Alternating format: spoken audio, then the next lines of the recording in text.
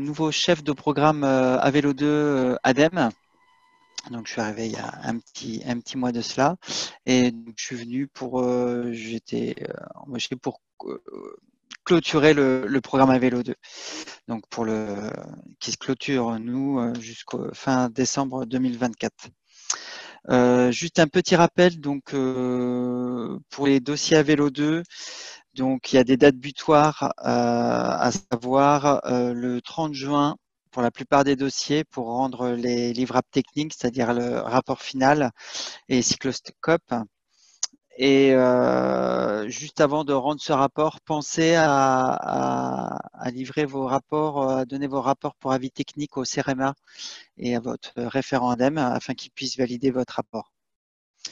Et ensuite, deuxième date butoir, ça sera le 30 septembre pour livrer votre état récapitulatif global des dépenses, donc qui doit être signé, ainsi que le certificat de contrôle, c'est sur le même document, qui doit être signé par votre agent comptable, daté, tamponné, signé. Voilà, c'est les deux dates qui sont importantes à retenir. Et bon, pour certains, il y a eu des changements de date, mais si vous avez des doutes, n'hésitez pas à revenir vers moi et je vous répondrai par mail. Voilà. Merci beaucoup Jérôme et bienvenue aussi effectivement Jérôme sur le programme à Vélo 2 du coup du côté de l'ADEME. Et bienvenue à chacun et chacune pour ce 33e webinaire. Donc on arrive pratiquement, on est à l'avant-dernier webinaire de ce programme à vélo où du coup on a pu effectivement parcourir de nombreux sujets. Et aujourd'hui, du coup, on va aborder le sujet de comment rendre sa politique cyclable plus inclusive et accessible à tous. Et donc, on aura déjà plusieurs intervenants qui vont nous expliquer ce qui est du coup une politique cyclable plus inclusive. Je vais passer en revue un peu de toutes les thématiques qu'on va aborder. Je tiens juste à dire qu'effectivement, ce webinaire, comme tous les autres, est enregistré. Donc, vous pourrez le revoir et le partager ensuite a posteriori. Vous aurez aussi accès à tous les supports de présentation. Vos micros sont coupés, mais n'hésitez vraiment pas à poser vos questions donc, sur le chat et la discussion en ligne. On a un temps prévu à la fin de chaque présentation de nos intervenants et intervenantes pour pouvoir répondre à vos questions. Donc vraiment, sentez-vous libre de poser des questions, de leur poser des questions, ils sont là pour ça. Voilà, sans plus attendre, je vais passer donc à la présentation du programme que nous allons suivre aujourd'hui.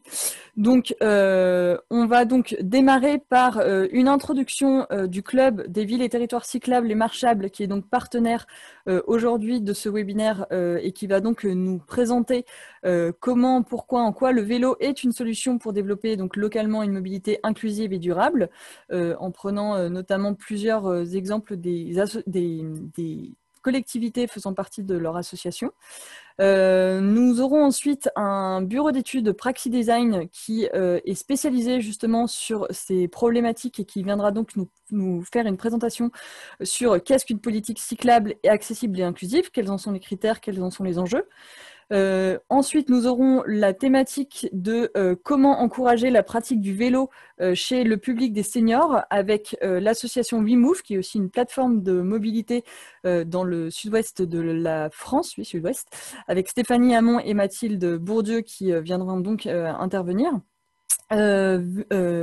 Estelle Lapp de Belle Évolution qui nous présentera les grands enjeux et comment prendre en compte la question du genre dans justement le développement d'une politique cyclable. Et enfin, nous conclurons avec Marie-Sara Vigourou de la plateforme mobilité Ardèche qui viendra nous présenter comment le vélo peut être un vecteur d'inclusion sociale et de réinsertion en territoire peu dense, en nous présentant notamment les différentes actions que eux mettent en œuvre sur leur territoire. Donc, sans plus attendre, je vais laisser la parole à Valentin Joubert du club des villes et territoires cyclables et marchables pour nous présenter cette problématique, enfin cette thématique que nous allons suivre toute la journée, enfin toute l'après-midi. Bonjour à toutes et tous.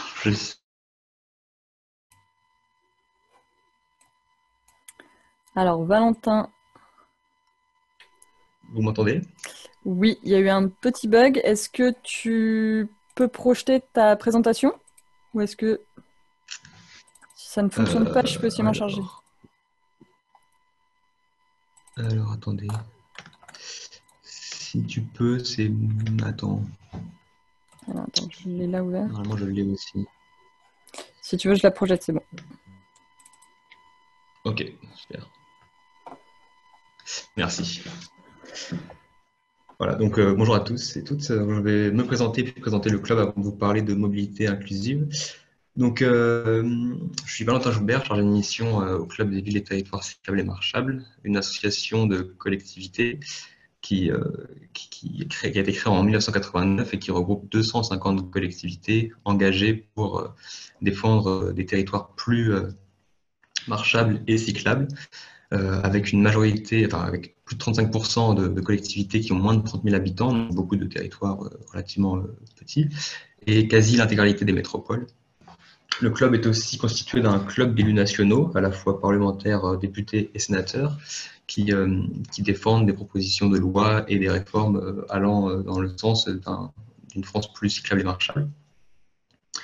Au sein du club, pour les collectivités adhérentes, on a aussi un forum technique qui met en lien toutes les collectivités adhérentes qui viennent s'entraider, qui viennent se soutenir et qui viennent apporter leurs expériences et leurs documents techniques sur une politique marchable, cyclable, mais aussi sur des contraintes de terrain.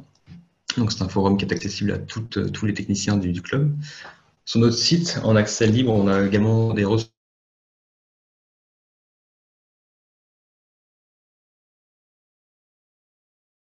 du vélo et de la marche. On organise aussi des visites et des groupes de travail sur des questions thématiques. Valentin, récemment, oui, il y a des petits bugs, peut-être si tu coupes ta vidéo. Ça permettra peut-être d'avoir un meilleur accès. Je suis navré. Est-ce que je suis sur le bon Wi-Fi? Ouais, c'est bon. Est-ce que c'est mieux comme ça, peut-être? Là, ça fonctionne. Je te referai signe. Okay. Bon, j'espère que ce que j'ai pu dire est suffisamment clair, mais je vais enchaîner sur la diapo suivante qui présente un outil qu'on a mis en ligne récemment qui se nomme la plateforme Investir pour le vélo et bientôt la marche. Donc c'est la diapo juste après, si tu veux, Marie.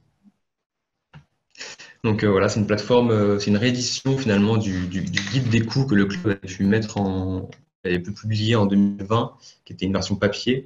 Donc là, on a actualisé avec une version numérique. C'est une plateforme dans laquelle on référence un certain nombre de coûts de politique, à la fois d'aménagement, de services, d'événements et de communication pour les collectivités en matière de politique cyclable. Bientôt, cette plateforme sera agrémentée par des politiques en faveur spécifique de la marche. Donc l'objectif de cette plateforme, c'est vraiment d'aider les collectivités, les services et les élus pour estimer le coût des projets et le coût de leurs politiques qu'ils veulent mettre en place dans leur territoire. Donc ça, c'est un premier outil qui a été soutenu par l'ADEME et qui est à votre service et qui est en accès libre sur le site. Le club organise aussi chaque année 2 concours, les talents du vélo et les talents de la marche, avec depuis l'année dernière un nouveau prix qui vient récompenser les démarches allant vers un nouveau public. Donc c'est typique, je le présente aujourd'hui parce que c'est vraiment typique de ce dont on parle, c'est-à-dire c'est vraiment une politique d'inclusion qui vient renforcer l'accès au vélo et à la marche dans les territoires, portée soit par les collectivités, soit par des acteurs associatifs, mais aussi par des entreprises qui peuvent renforcer l'inclusivité d'une politique et d'une mobilité active. Et une autre ressource qui est en accès libre et à laquelle je vous invite, si ce n'est pas le cas, à vous abonner, c'est la newsletter que le club vous envoie chaque jeudi midi, dont je suis chargé de la rédaction. Donc chaque jeudi, on vous informe à la fois des financements qui sont mis en place, des appels à projets qui sont annoncés, des actus, des publications, des études, et également des projets locaux qui peuvent être développés. Voilà, on vous informe via cette newsletter chaque jeudi. Je pense que ça peut être une ressource qui est intéressante pour vous, collectivité. Donc là, venons-en au sujet qui nous rassemble aujourd'hui. Quand on parle de mobilité inclusive, je vais juste faire un petit cadrage de définition qui nous est présenté par notamment Vincent Kaufmann, qui est une référence sur le sujet, qui, pour qualifier ce qu'est une mobilité inclusive, il parle de notion de motilité, qui est à la fois le fait de savoir bouger, à la fois de disposer des compétences et des capacités pour se déplacer, être autonome et durable, et aussi de pouvoir bouger. Donc à la fois le savoir bouger et le pouvoir bouger, c'est-à-dire aussi de disposer du matériel et des éléments qui nous permettent de se déplacer. Et donc viser à une mobilité inclusive, c'est-à-dire c'est se doter d'une approche sociale de la mobilité, et c'est bien ça qui nous rassemble aujourd'hui. Et donc la question qui nous intéresse, c'est notamment de savoir comment on peut rendre une politique de mobilité active, bien active, plus accessible et inclusive. Et quand on parle de inclusive, il faut toujours s'interroger aussi pour qui, c'est-à-dire quelle population est inclusive dans quelles circonstances. Parce que ce qui est inclusif pour certains n'est pas pour d'autres. Et donc voilà, l'objet qui nous rassemble, c'est aussi de comment on peut répondre à chaque contrainte de mobilité en fonction des typologies de personnes, avec les modes actifs, et sans avoir aussi un discours qui peut être stigmatisant, qui peut être dans l'injonction, c'est-à-dire vraiment d'accompagner, de favoriser le cadre pour que chacun ait une mobilité qui soit la moins contrainte et qui est active. Voilà. Donc au-delà du concept de la définition, la mobilité inclusive se comprend aussi à travers des chiffres qui nous montrent à quel point le sujet est actuel et il y a un véritable besoin d'une approche sociale de la mobilité, car on sait notamment que 40% des Français rencontrent des difficultés dans leur mobilité quotidienne. Il y a près de 13 millions de Français qui sont en situation de précarité mobilitaire, comme on peut l'appeler. Ça représente environ 20% de la population française. Là, c'est que des chiffres très généraux, mais qui permettent un peu de mesurer le sujet et l'importance de la parole et du sujet qui nous rassemble. Il y a également 25% des demandeurs d'emploi qui refusent une proposition d'embauche par manque de moyens pour se déplacer. 15% de la population qui ne maîtrise pas ou mal le fait de savoir faire du vélo, donc c'est aussi l'importance de développer l'apprentissage. Et en revanche, les chiffres de la dernière enquête que mène le club en coopération avec Vélo et Territoire nous indiquent qu'une collectivité sur 6, donc peut-être vous et peut-être vous à l'avenir, met en place des cours d'apprentissage, de remise en selle pour les adultes, donc pour justement venir à combler à cette défaillance et permettre une inclusivité plus grande via le vélo. Du côté du club, donc c'est la diapo suivante, on a plusieurs démarches, notamment le fait de publier des documentations, des ressources en accès pour les collectivités, dans le but de partager à la fois les expériences, mais aussi de mettre en valeur certaines bonnes pratiques, certains points de vigilance lorsque vous mettez une politique de mobilité plus inclusive. Et surtout, on défend le fait que cette politique de mobilité inclusive passe et doit aussi passer par les modes actifs. Souvent, quand on parle de mobilité inclusive, on va très fréquemment trouver des exemples pour faciliter l'accès au permis de conduire, à la voiture, via également des navettes, via également du covoiturage. Voilà, ce que défend le club, c'est que la mobilité inclusive passe aussi par le vélo et la marche. Donc, dans ce sens-là, on aide les collectivités et les élus, notamment via des publications, des ressources qui font vraiment office de référence et qui proposent un certain nombre d'exemples qui nous semblent à la fois inspirants et qui s'adaptent aussi en fonction de la taille des territoires. Dans ces deux publications, une plus synthétique, qui est un dossier du club sur les solutions de mobilité inclusive, et une plus dense, un guide qui fait une centaine de pages sur les mobilités dans les quartiers prioritaires, où là on revient sur tout ce qui fait système pour proposer une politique adaptée. Donc là, c'est centré sur les QPV, mais ça s'adapte également dans des territoires autres que la politique de la ville. Et voilà, c'est des ressources qui vous permettent aussi d'agrémenter vos réflexions et vos projets via des exemples et aussi des mises en contact avec des collectivités qu'on peut citer dans certains exemples. Et dont le club peut vous guider vers ces collectivités pour connaître davantage et mesurer le projet. Donc voilà, c'est des synthèses qui ne forment pas du tout un tout exhaustif, mais qui donnent au moins un panorama sur la thématique. Oui, diapo suivante, on peut y aller. Et donc, ce que fait le club aussi, c'est un travail aussi de démarche partenariale à l'échelle nationale. En fait, on défend l'idée que pour développer une mobilité inclusive, il faut qu'on travaille avec des acteurs qui sont parfois un peu éloignés du sujet de la mobilité, mais qui ont un impact assez grand sur le quotidien et sur la mobilité finalement des personnes. Et donc, on a notamment une convention avec l'Agence nationale de la cohésion des territoires. C'est avec elle notamment qu'on a travaillé sur la question des QPV. On a également une convention avec l'USH, donc le syndicat et l'Union des bailleurs sociaux, pour que justement les bailleurs soient aussi moteurs, et ils le sont déjà en fait dans pas mal de territoires, d'autres un peu moins.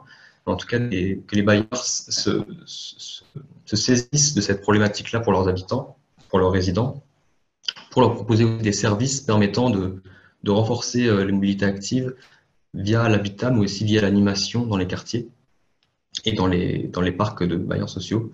Donc ça passe à la fois par des solutions de stationnement, mais aussi par des cours d'apprentissage, par plein de choses que peuvent mettre en place les bailleurs dans les territoires.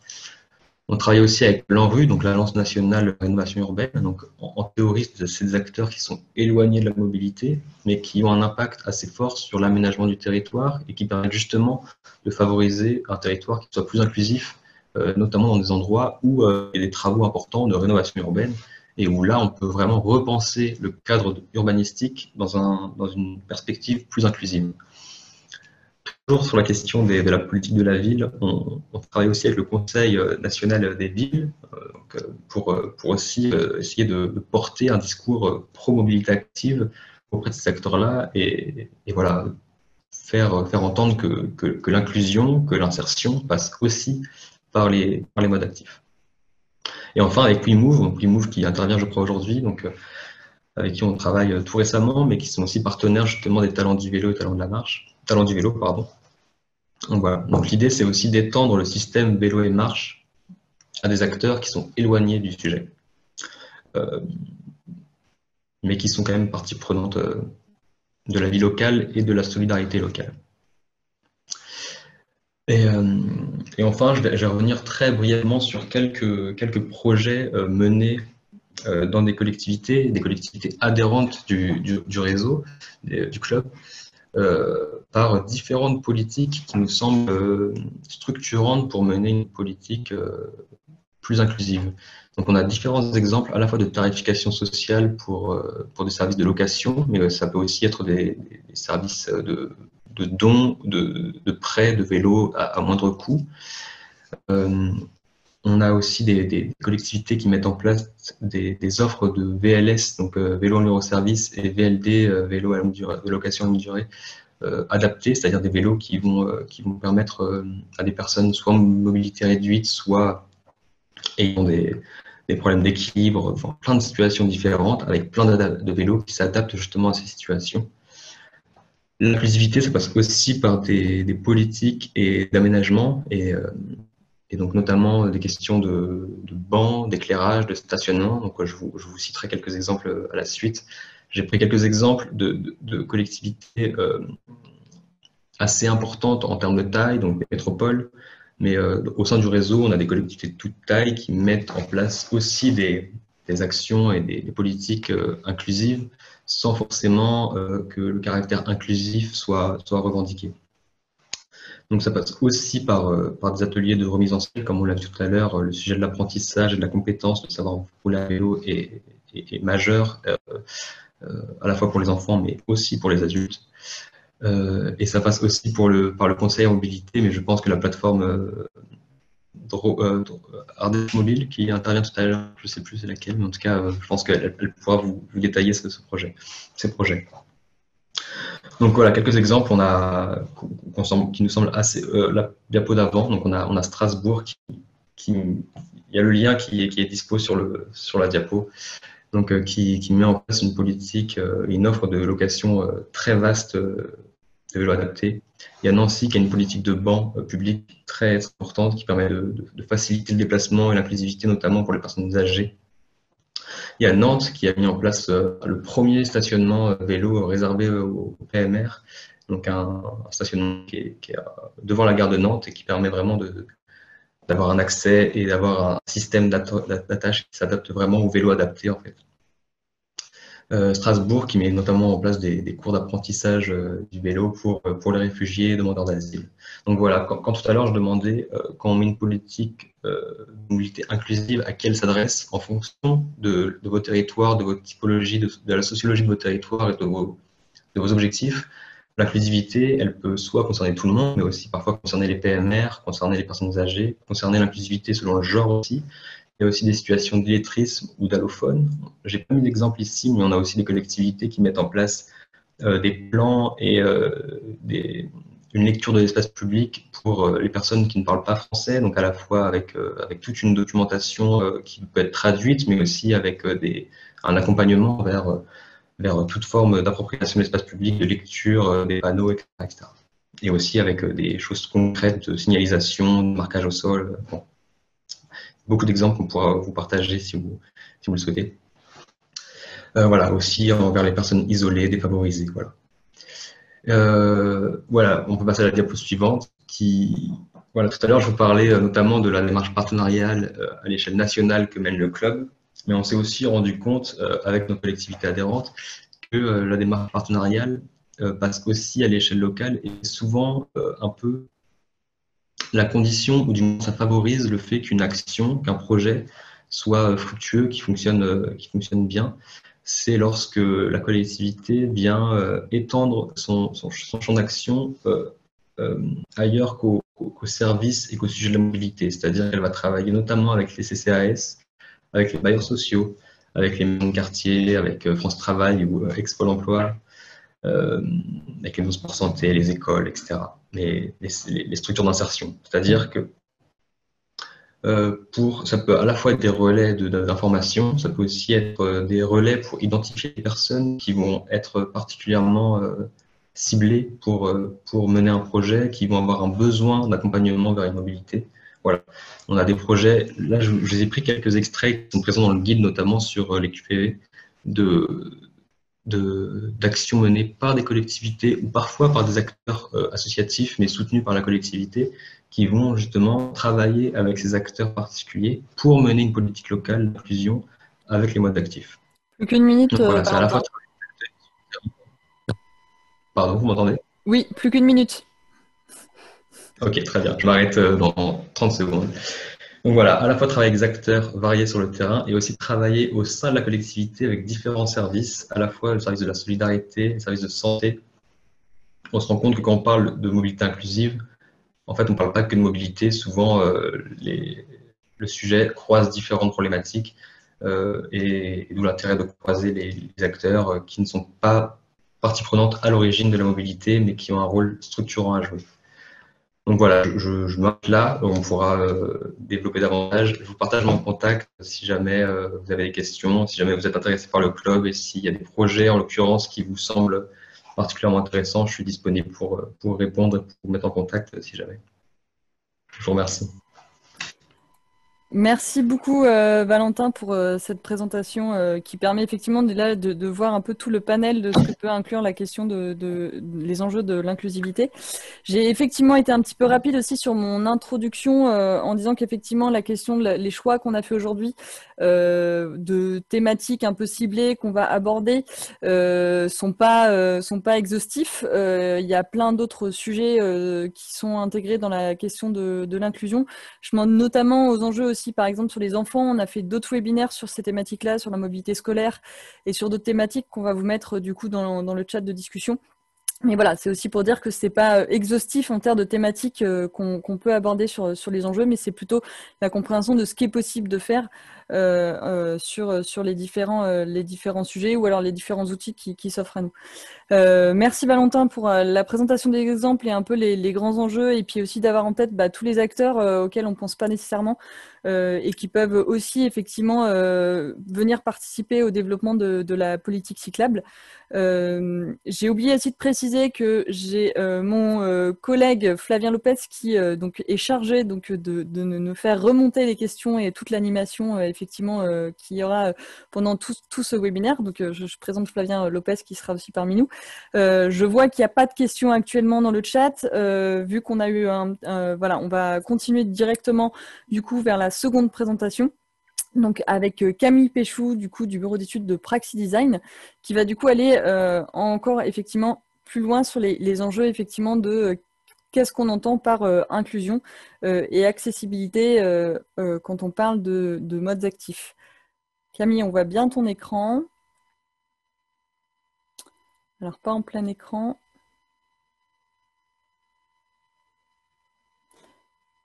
Là, on voit notre. Est-ce que tu veux que on voit que tu es en train d'écrire, peux-tu m'autoriser? au niveau du son. Normalement, tu as la main dessus. Alors, attends.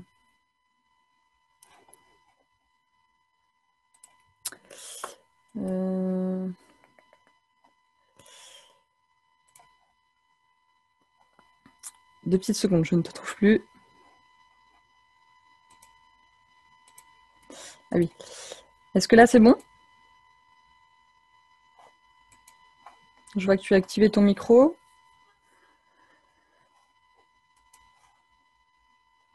Camille, est-ce que tu nous entends?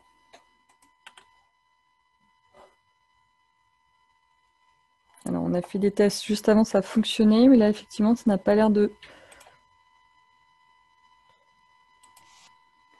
Est-ce que là, vous m'entendez? Oui, on t'entend très bien. Bon. Ok, désolée, c'était un peu galère. Alors, je repartage. C'est tout bon? Oui.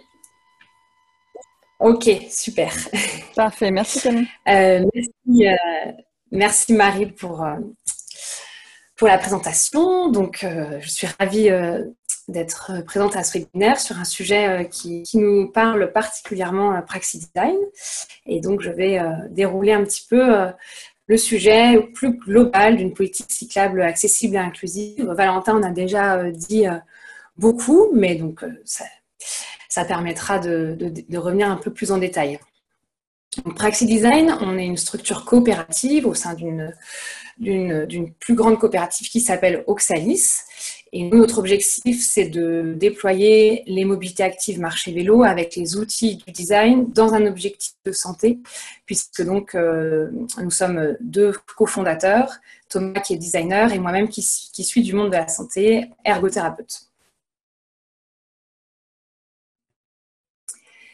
Donc, nous avons une manière de travailler qui est un peu atypique, c'est-à-dire qu'on essaie d'avoir toujours ce qu'on dit les mains dans le cambouis par des projets exploratoires où on va être au quotidien au plus près des usagers dans leur diversité pour vraiment sans cesse comprendre leurs besoins, observer, échanger, expérimenter des choses avec eux pour ensuite pouvoir accompagner des collectivités ou des entreprises par des missions de conseil, de design ou de formation. Et donc, on accompagne différents types de collectivités, principalement de toute taille, des petites collectivités jusqu'aux métropoles ou aux régions, ainsi que des associations ou des entreprises. Et notre objectif, c'est vraiment de créer des environnements capacitants qui vont pouvoir donner du pouvoir d'agir à tous, mais y compris aux personnes les plus fragiles, en rendant accessibles les espaces publics et les services de mobilité active. Et donc, on va un petit peu voir ce que ça veut dire, ces notions justement d'accessibilité et d'inclusion qui sont utilisées parfois à toutes les...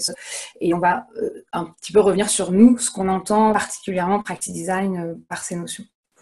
Donc, la notion d'accessibilité, nous, on utilise dans notre travail un modèle conceptuel qui s'appelle le processus de production du handicap, qui fait que finalement, le terme handicap, on l'utilise très peu, ou alors on pourrait l'utiliser du coup tout le temps, mais pour toutes les situations, puisque le handicap, certains d'entre vous l'ont déjà, je pense, en tête, n'appartient pas à la personne, et c'est pour ça qu'on n'est pas censé dire une personne handicapée, en tout cas dans cette vision-là, une personne en situation de handicap, puisque ce mot est à la rencontre entre les facteurs personnels de la personne, ses habitudes de vie et les facteurs environnementaux. Voilà. L'exemple typique, une personne qui aime aller au cinéma, c'est son habitude de vie, qui un jour se retrouve en fauteuil roulant et le cinéma de son quartier n'a pas de rampe ou d'ascenseur, bien évidemment ça n'existe plus, ça, hein, c'est un exemple pour de faux, se retrouve en situation de handicap. Et inversement, si le cinéma est accessible, alors elle se retrouve en situation de participation sociale, elle peut participer à la vie en société, etc. Donc ça, c'est un exemple facile, mais en prenant ce schéma, on peut du coup y mettre tout un tas de situations, et je pense que chacun, vous pouvez trouver des situations où vous vous êtes retrouvé en situation de handicap. Ça peut même être dans des choses, voilà, un jour je suis fatiguée et je dois travailler devant plein de personnes et je suis très fatiguée, je me retrouve en situation de handicap, j'ai des grosses valises et l'ascenseur de la gare est en panne, etc. Et l'autre chose qui est importante dans notre manière de fonctionner, c'est la question de la chaîne de déplacement. Ça, c'est quelque chose qui a été introduit dans la loi de 2005 pour la loi sur le handicap. Nous, on parle plutôt de chaîne d'usage, c'est-à-dire qu'au-delà du déplacement, si on veut faire un déplacement, c'est vraiment toute la question de l'usage qui est à prendre en compte, depuis l'information sur le fait que ce déplacement est possible pour une personne, même si elle a des difficultés de mobilité, quelles qu'elles soient, jusqu'à, en effet, pouvoir réaliser le déplacement, mais y compris pouvoir stationner, typiquement son vélo, etc. Donc, c'est vraiment cette chaîne d'usage qui nous intéresse, avec l'idée que si un maillon de cette chaîne est cassé, quelqu'un qui a toutes ses compétences physiques, sensorielles, cognitives, etc., va pouvoir dépasser cet obstacle. Hein, typiquement, une poubelle stationnée sur une piste cyclable. Quelqu'un qui a un vélo assez léger va pouvoir sans problème soulever son vélo, monter sur le trottoir pour passer l'obstacle. Une maman en vélo cargo ne pourra pas du coup dépasser cet obstacle, par exemple, sera obligée de reculer, ou une personne en tricycle.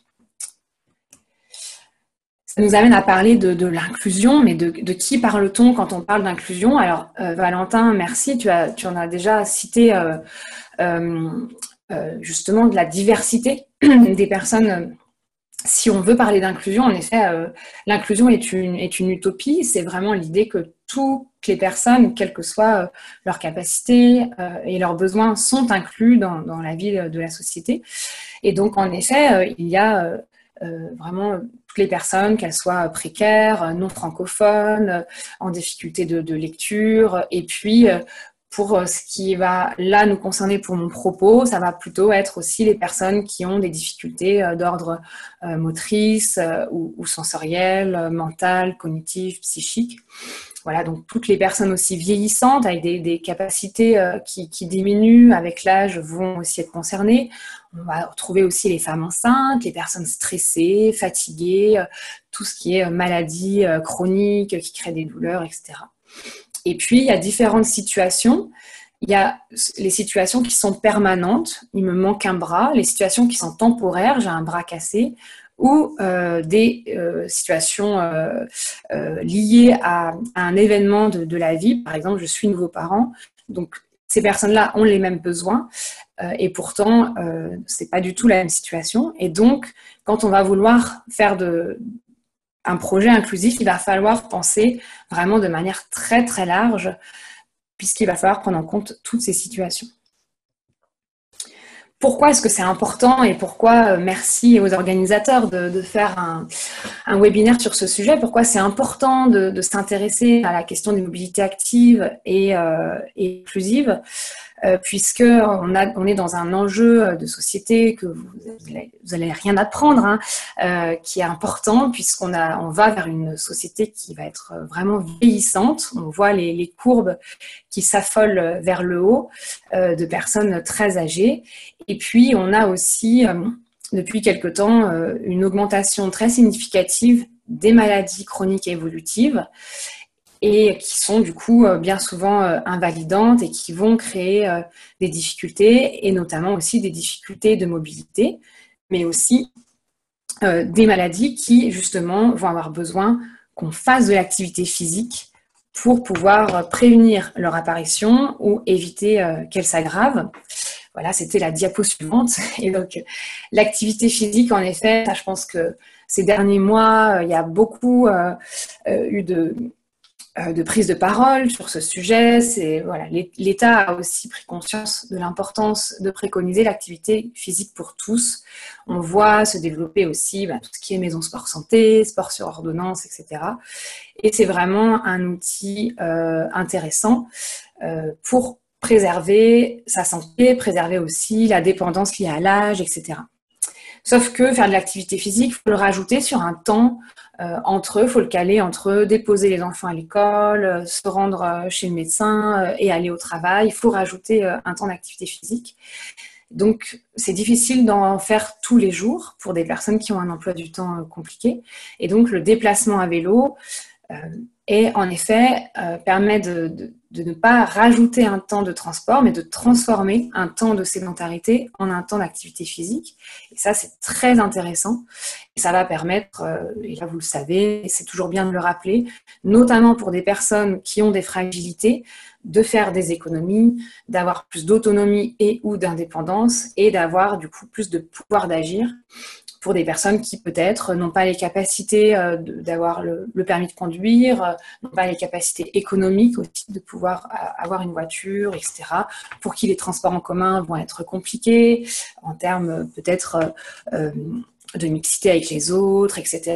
Dans le cas, par exemple, de troubles psychiques. Donc, l'intérêt du vélo est bien là. Pour revenir sur la notion de l'inclusion, concevoir de manière inclusive, c'est pas juste mettre un mot sur un projet. Et des fois, on le voit un petit peu, voilà, de poser un mot, c'est inclusif, ça veut dire que c'est bon. On a dit que c'était inclusif, donc ça l'est. Non, justement, l'inclusion, c'est vraiment une utopie, c'est quelque chose vers lequel on doit aller. Je pense qu'on n'y arrivera jamais totalement. Et ce n'est pas non plus quelque chose à suivre. Voilà. Si on a actuellement, par exemple, une politique cyclable excluante, l'idée, ce n'est pas de faire les étapes en passant par l'étape d'intégration. Non, l'idée, c'est de tout de suite démarrer par une politique cyclable inclusive et les prémices du projet.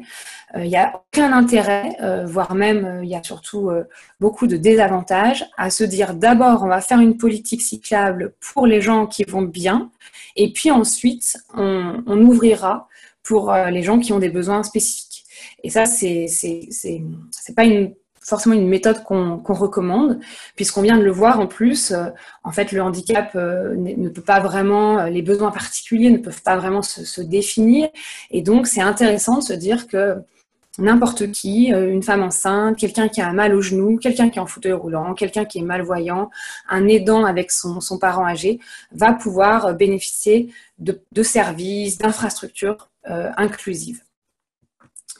Et donc, c'est bien beau tout ça, mais comment on met en œuvre cette politique cyclable, accessible et inclusive, avec l'idée d'offrir le choix, comme on le voit sur les dessins, à des gens, même des usagers qu'on va appeler, nous, dans nos méthodes, des usagers extrêmes, des usagers qui ont vraiment des difficultés dans une certaine catégorie. Donc là, en l'occurrence, une personne hémiplégique qui a donc des difficultés un peu extrêmes en termes physiques, motrices, de pouvoir avoir le choix de faire du vélo. Et donc, du coup, l'approche qu'on propose, c'est vraiment d'avoir une vision stratégique, une vision long terme aussi, parce que bien évidemment, c'est pas quelque chose de facile à faire, de créer une politique cyclable inclusive, et d'avoir une approche systémique à tout point de vue. C'est-à-dire qu'on on va pas d'abord travailler sur l'infrastructure et puis ensuite travailler sur un service de location, etc. Il faut prendre le sujet à bras-le-corps. Alors bien évidemment, on n'a pas les moyens et le temps et les ressources nécessaires pour tout faire en même temps. Mais ceci dit, c'est-à-dire qu'il faut avoir cette vision-là, de se dire que c'est tout le système vélo, voire même tout le système modes actifs, en incluant aussi la marche, qu'on va vouloir rendre inclusif. Et donc, dans tous les cahiers des charges, il va falloir que ça soit d'emblée quelque chose de noté noir sur blanc, fort comme une valeur très forte, de vouloir faire tout cela de manière inclusive. Puisque tout va être lié. Et puis, d'avoir une vision long terme, ça va permettre de faire les choses petit à petit, parce qu'en effet, c'est un gros sujet, mais on peut avancer pas à pas, on peut expérimenter. Nous, c'est la démarche qu'on propose souvent à nos clients, d'expérimenter, de faire des petits projets, d'évaluer, et puis ensuite d'essaimer ou de les faire grossir. Et puis, la difficulté aussi, mais c'est ce qui en fait toute la saveur de travailler sur ce sujet, c'est que chaque petite bulle de ce système vélo, il va falloir le travailler dans le détail et d'avoir une approche là à l'inverse, pas macro mais micro, et d'aller travailler dans le détail parce que comme on l'a vu avec la chaîne d'usage, les personnes à qui on souhaite s'adresser, eh ben, il va falloir vraiment leur offrir un service de très grande qualité, un service ou une infrastructure. Là, le schéma, le parcours usager qu'on vous montre, c'est justement le parcours usager d'un service de location qu'on avait proposé justement à Valentin en a parlé à notre client qui est Eurométropole de Strasbourg pour que le service Vélop soit plus inclusif. Et donc l'idée, par exemple, dans ce parcours usager, c'est d'aller chercher les gens là où ils se trouvent. Et typiquement, notre public cible, c'est des gens à qui on a toujours dit, potentiellement, dans leur parcours médical, vous ne pouvez pas faire de vélo, vous ne pouvez pas être autonome dans votre mobilité. Donc il va falloir aller les chercher par une communication et dans des lieux où ils se trouvent. Et puis, il va falloir les accompagner.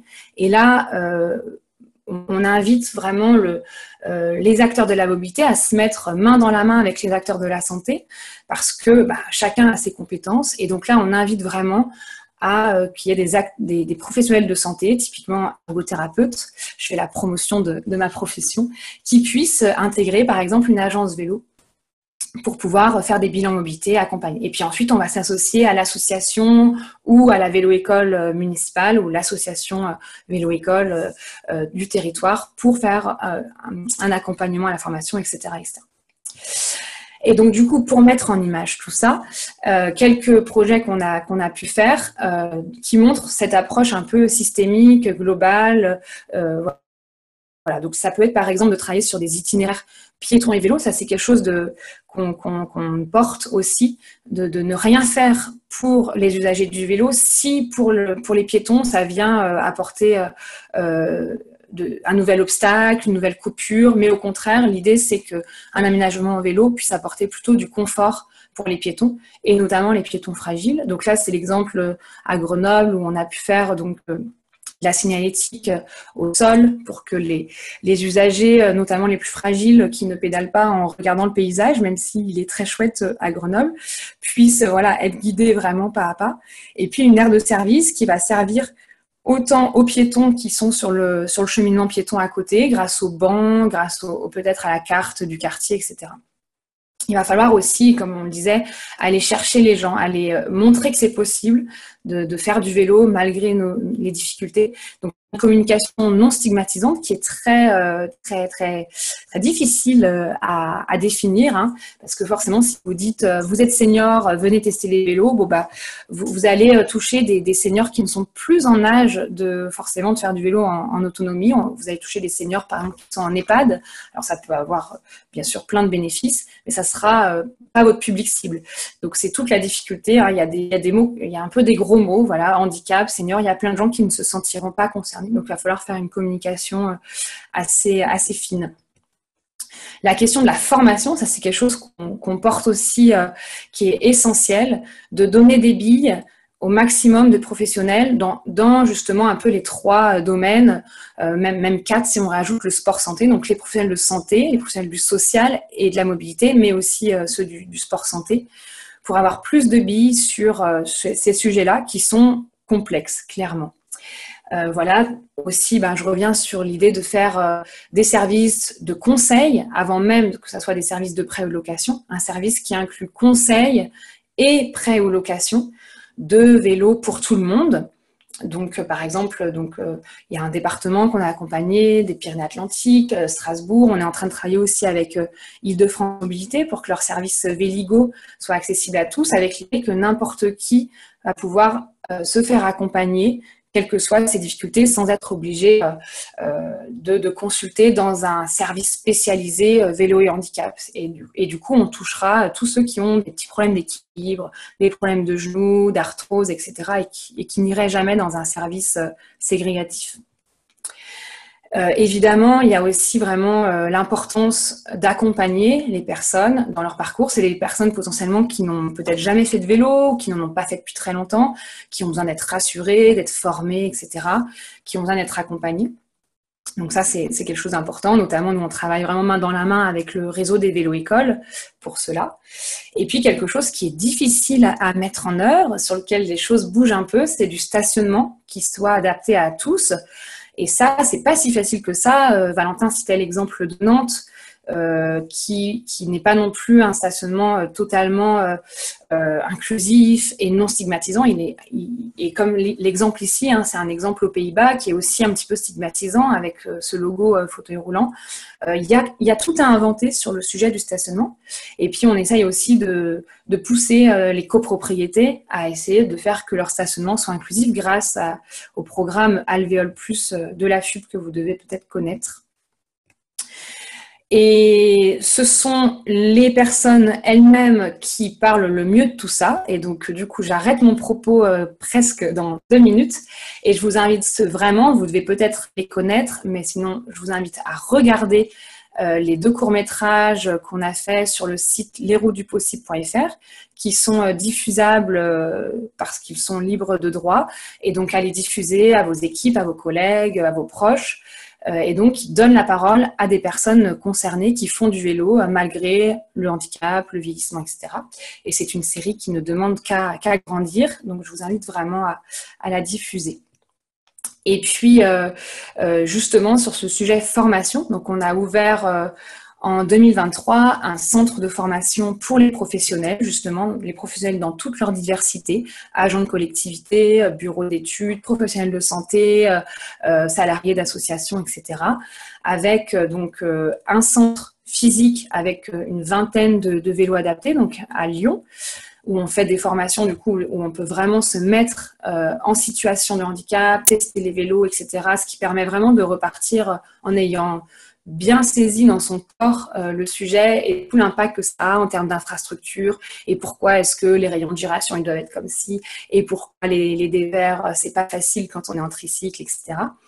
Et puis également des formations qu'on peut venir faire sur site auprès d'équipes sur aussi les sujets de conception, d'infrastructures et de services, etc.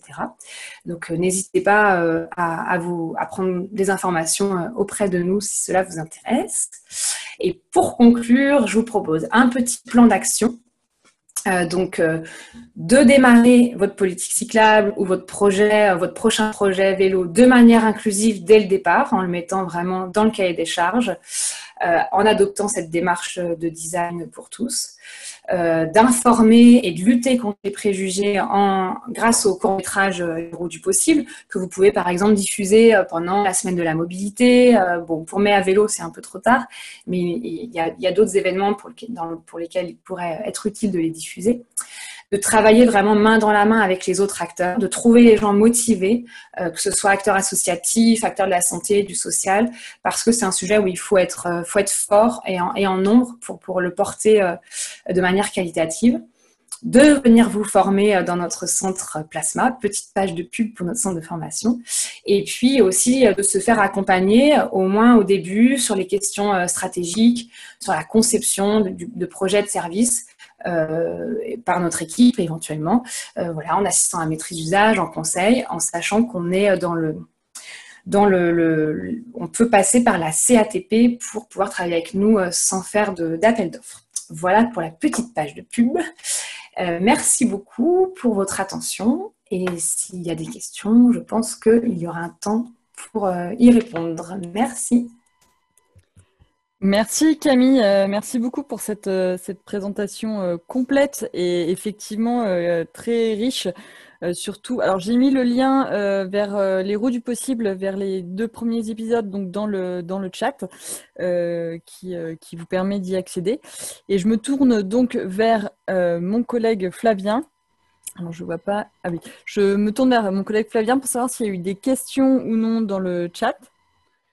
Bonjour à toutes et tous, bonjour Camille, merci pour cette présentation bien riche. Malheureusement, j'ai pas de questions dans le chat à te relater, mais néanmoins, je vais t'en poser une quand même. Du coup, on a vu que tout ce que tu préconisais, ça touchait à plein de points différents du système vélo, allant du stationnement à la communication, en passant par la mise à disposition de matériel adapté. On a bien noté ton plan d'action dans lequel il est dit qu'il faut partir dès le début avec justement ce mantra de l'inclusion dès les cahiers des charges. Après, on a des territoires qui ont déjà mis un petit peu un pied dans les politiques cyclables. Est-ce que pour ceux qui ont déjà commencé et qui n'ont pas forcément cadré les choses comme tu le préconises dès le début, eh bien, par où ils peuvent commencer de nouveau maintenant? Quelles seraient tes recommandations pour réintroduire le sujet de l'inclusion dans leur politique? Une très bonne question, Flavien, merci. Oui, en effet, c'est sûr que dans mon propos, on avait l'impression que aucune politique cyclable n'était démarrée, ce qui serait complètement étrange. Donc, merci pour cette précision. Et bien évidemment, l'idée, c'est de se dire, peut-être dès aujourd'hui, qu'est-ce qu'on peut changer dans les projets à venir, comment on peut faire en sorte que la prochaine infrastructure, le prochain parc de stationnement, la prochaine animation autour du vélo ou des mobilités actives soit plus inclusive. Voilà, en sachant que ça sera jamais totalement inclusif, mais comment on peut y mettre un peu plus d'inclusion? Ça va être, par exemple, un des pas possibles, ça va être c'est de réunir autour d'une table tous les acteurs qui sont sensibles à cette question, sans forcément être déjà force de frappe sur ce sujet, mais déjà qui sont sensibles, en allant justement les chercher là où peut-être on ne s'imagine pas. Ça peut être un centre social, ça peut être un kinésithérapeute du territoire qui a très envie de s'investir sur ce sujet, etc. Ça peut être déjà une première piste. Merci. Comme il n'y a pas d'autres questions dans le chat, je pense qu'on peut repasser la main à Marie. Merci beaucoup Flavien, effectivement avec un timing serré. N'hésitez pas d'ailleurs si vous avez des questions soit pour Valentin, soit pour Camille ou tous nos intervenants, à les poser dans le chat et de pouvoir répondre aussi par écrit si vous avez des questions ou de prise de contact. Voilà, je vais laisser donc désormais la parole à Stéphanie Hamon et Mathilde Bourdieu, donc de l'association WeMove qui a été aussi mentionnée au préalable. Pour nous parler effectivement, cette fois-ci, plus précisément du public des seniors, comment encourager la pratique du vélo chez le public senior. Je vous laisse donc, Stéphanie et Mathilde, projeter votre écran.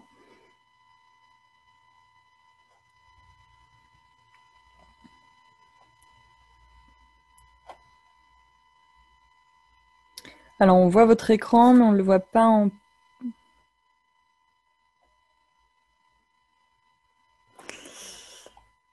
Alors, vous avez un souci avec le...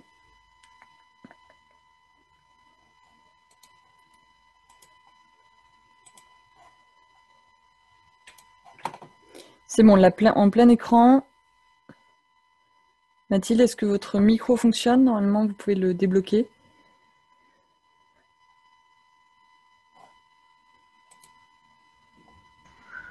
C'est bon.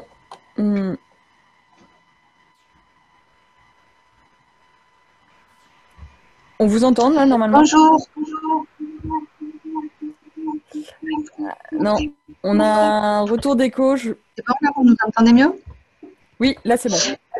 Alors, pardon, désolée pour l'organisation. Non, on vous entend vraiment en écho, en double. Alors, oui, donc on intervient, nous, dans l'accompagnement à la mobilité des seniors. Et donc, je vais vous présenter rapidement l'association, mais surtout le genre d'animation autour du vélo qu'on peut proposer pour des seniors. C'est bien ça, Camille, que vous souhaitez qu'on présente aujourd'hui? Oui, Marie, mais oui. Marie. Alors, donc nous, on est une association qui est présente sur une cinquantaine de départements. On couvre 10 régions, on est 250 salariés et l'idée de nos accompagnements, c'est vraiment d'amener une solution mobilité du territoire au plus près des personnes les plus fragiles. Donc aussi bien des personnes en insertion que des personnes qui pourraient rentrer dans la catégorie des seniors. Donc pour ne pas les stigmatiser, on parle aussi des jeunes retraités. L'idée, c'est vraiment de pouvoir aller vers une mobilité durable, inclusive et si possible pérenne pour que justement la mobilité ne soit plus un sujet de préoccupation. Alors, donc vous voyez que dans nos enjeux sur nos territoires, ça va être de recréer du lien social, de travailler aussi sur une certaine économie en diminuant dans la majorité des cas le coût de prise en charge de la mobilité, redonner un accès aux soins ou un maintien à l'activité. Donc là, on va parler plutôt des actions vocation santé. On travaille également des réseaux de proximité parce que les conseillers mobilité qui sont sur les territoires orientent vers des partenaires qui eux-mêmes déploient déjà des solutions de mobilité. Donc ça peut être une vélo-école, ça peut être un réseau de transport de TAD, ça peut être un loueur de trottinettes, peu importe, mais en tout cas ce sont des gens qui sont déjà implantés sur le réseau mobilité qu'on va aller mobiliser pour nos accompagnements. On travaille aussi l'accès aux loisirs et évidemment tous nos accompagnements, on va les travailler de la manière la plus douce possible et sur tous les modèles alternatifs. Le dispositif senior, vous l'avez compris, c'est un des enjeux de la mobilité pour nous. On accompagne pas loin de 2000 seniors par an. Et on est dans un sacré contexte où, d'après le baromètre des mobilités du quotidien de 2021, on va refaire une édition qui va paraître bientôt, mais c'est 1 personne sur 6 des personnes de 65 ans qui ne sortent plus de chez elles que 2 à 3 fois par semaine pour des problématiques, à cause des problématiques de mobilité. Des aînés qui vivent seuls ou isolés, on en a de plus en plus dans nos accompagnements et les situations de précarité ou des situations sanitaires liées à la sédentarité augmentent aussi. Des aînés en situation de précarité, donc je vous le disais, on est au-delà des 1 million de personnes, avec 55% des ménages qui sont touchés par une situation de précarité. Ça, c'est des sources de l'ADEME. On a des personnes âgées de plus de 60 ans qui sont touchées évidemment par la fracture numérique. Là, je fais que le zoom évidemment sur les plus de 60 ans, mais on en a aussi des plus jeunes. Mais la fracture numérique est vraiment très probante sur ces publics, d'où la nécessité aussi d'avoir des conseillers mobilité en physique et pas seulement des applications qui rendront encore plus difficile l'accès aux dispositifs de mobilité, même si elles sont très proches de la maison. Si vous devez faire une carte avec un site internet, c'est très compliqué pour les seniors. Vous le savez, je pense. 2 personnes sur 5 ne se posent pas la question de la mobilité lorsque ils changent de secteur ou voilà, c'est pas on va réfléchir peut-être à la proximité de la boulangerie ou voilà, mais quand on déménage, c'est pas la mobilité à laquelle on pense le plus souvent pour les seniors. Et une forte relation à la voiture individuelle. Alors là, c'est aussi parce que moi, je suis représentante de l'Occitanie que je peux vous en parler, mais sur les secteurs très ruraux sur lesquels on intervient, évidemment que la voiture est quand même le moyen de déplacement le plus utilisé chez nos seniors. Qu'est-ce qu'on vient faire avec les seniors au quotidien? On va donc accompagner pour trouver une solution de mobilité, mais derrière, ça relève aussi d'autres problématiques qu'on essaye de solutionner par ce biais. On va essayer de lutter contre l'isolement, garder une vie sociale active. Donc, à chaque fois qu'on fait des accompagnements, c'est vrai qu'on essaye de s'appuyer sur des activités du quotidien. Donc, ça peut être aller sur un marché de producteurs. Ça peut être travailler avec un groupe médical. Ça peut être également s'appuyer sur le transport en commun qui achemine vers une sortie culturelle, justement pour rendre appétant aussi les accompagnements qu'on peut proposer. Nos accompagnements aussi permettent de prévenir la dépendance. Bon, je ne vais pas épiloguer, vous en avez parlé un petit moment juste avant.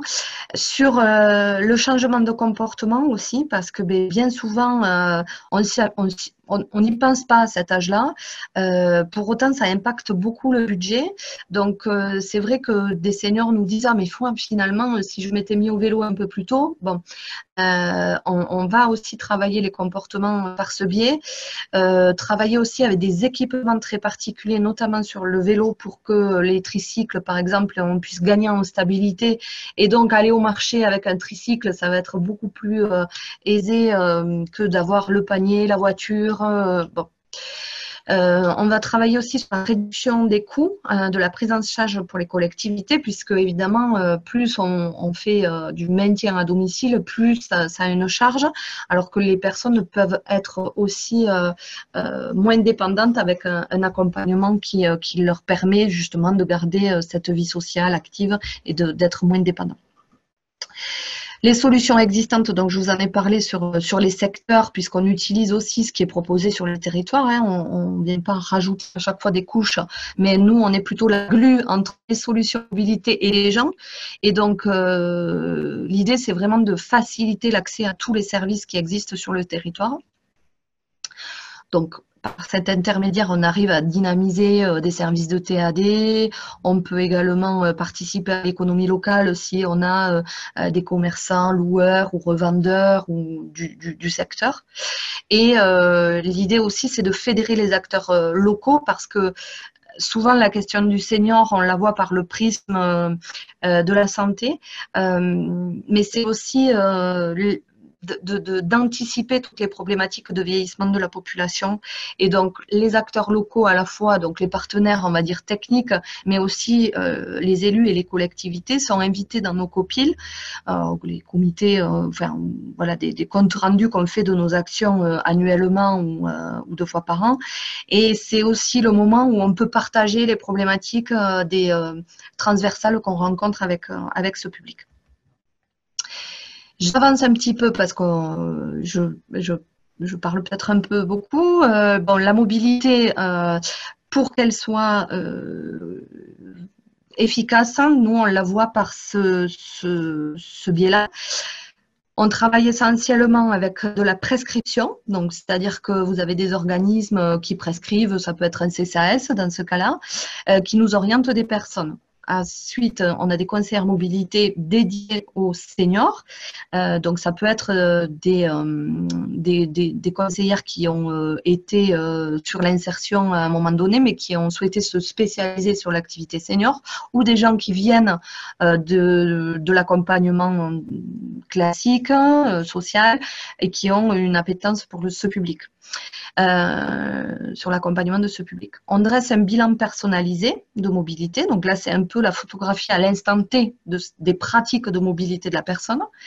Et puis, on démarre petit à petit de l'accompagnement individuel. Donc là, c'est une série de rendez-vous, de contacts, de rencontres pour justement gagner à la fois en confiance, parce que c'est pas évident de parler des problématiques qu'on peut rencontrer sur le quotidien, mais à la fois sur les solutions qui existent aussi. Et donc, bien souvent, l'environnement mobilité peut être riche et complexe, et surtout complexe, pour des gens qui ne se sont jamais posé la question. Donc, il faut y aller pas à pas.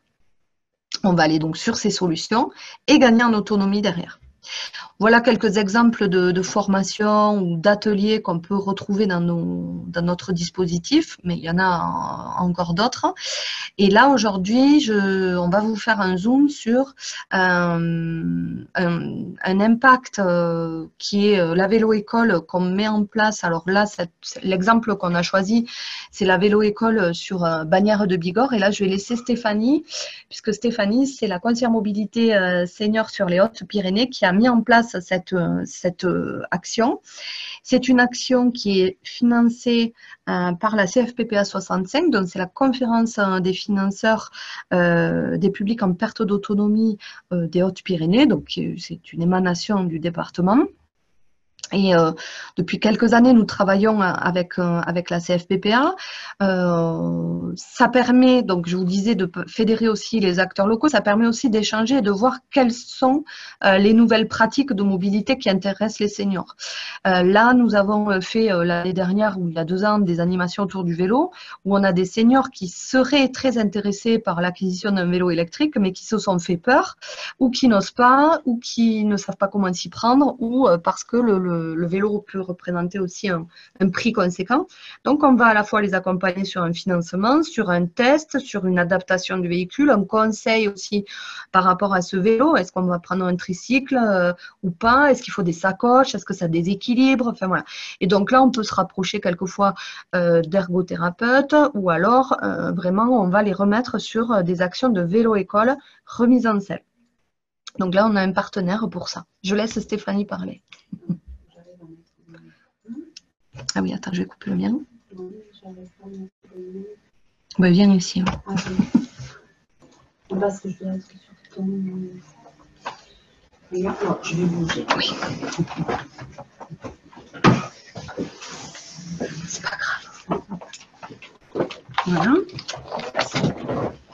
Alors, du coup, quand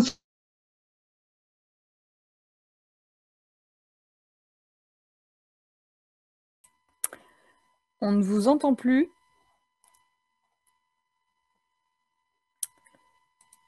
Alors, est-ce que dans le chat, quelqu'un me confirme que je ne suis pas la seule qui n'entend plus? Oui, je te confirme qu'il y a une coupure de mon côté aussi. Très bien. Donc, le temps, on peut laisser... Ok, merci. Merci pour vos confirmations. Donc, peut-être, en attendant qu'elle se déconnecte et qu'elle se reconnecte...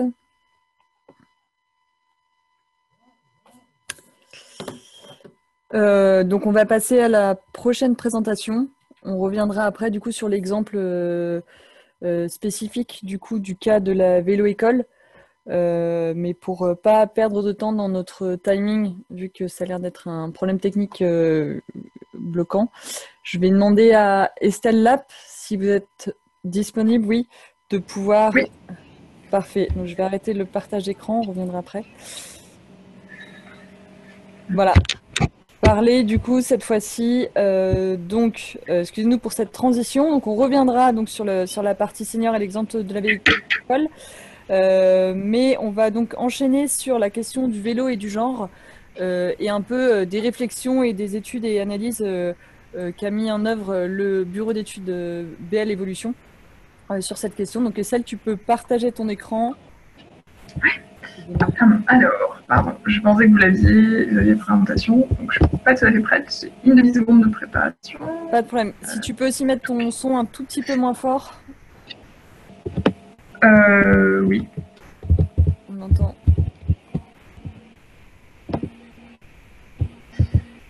Hop. C'est les aléas du direct, comme on le dit parfois.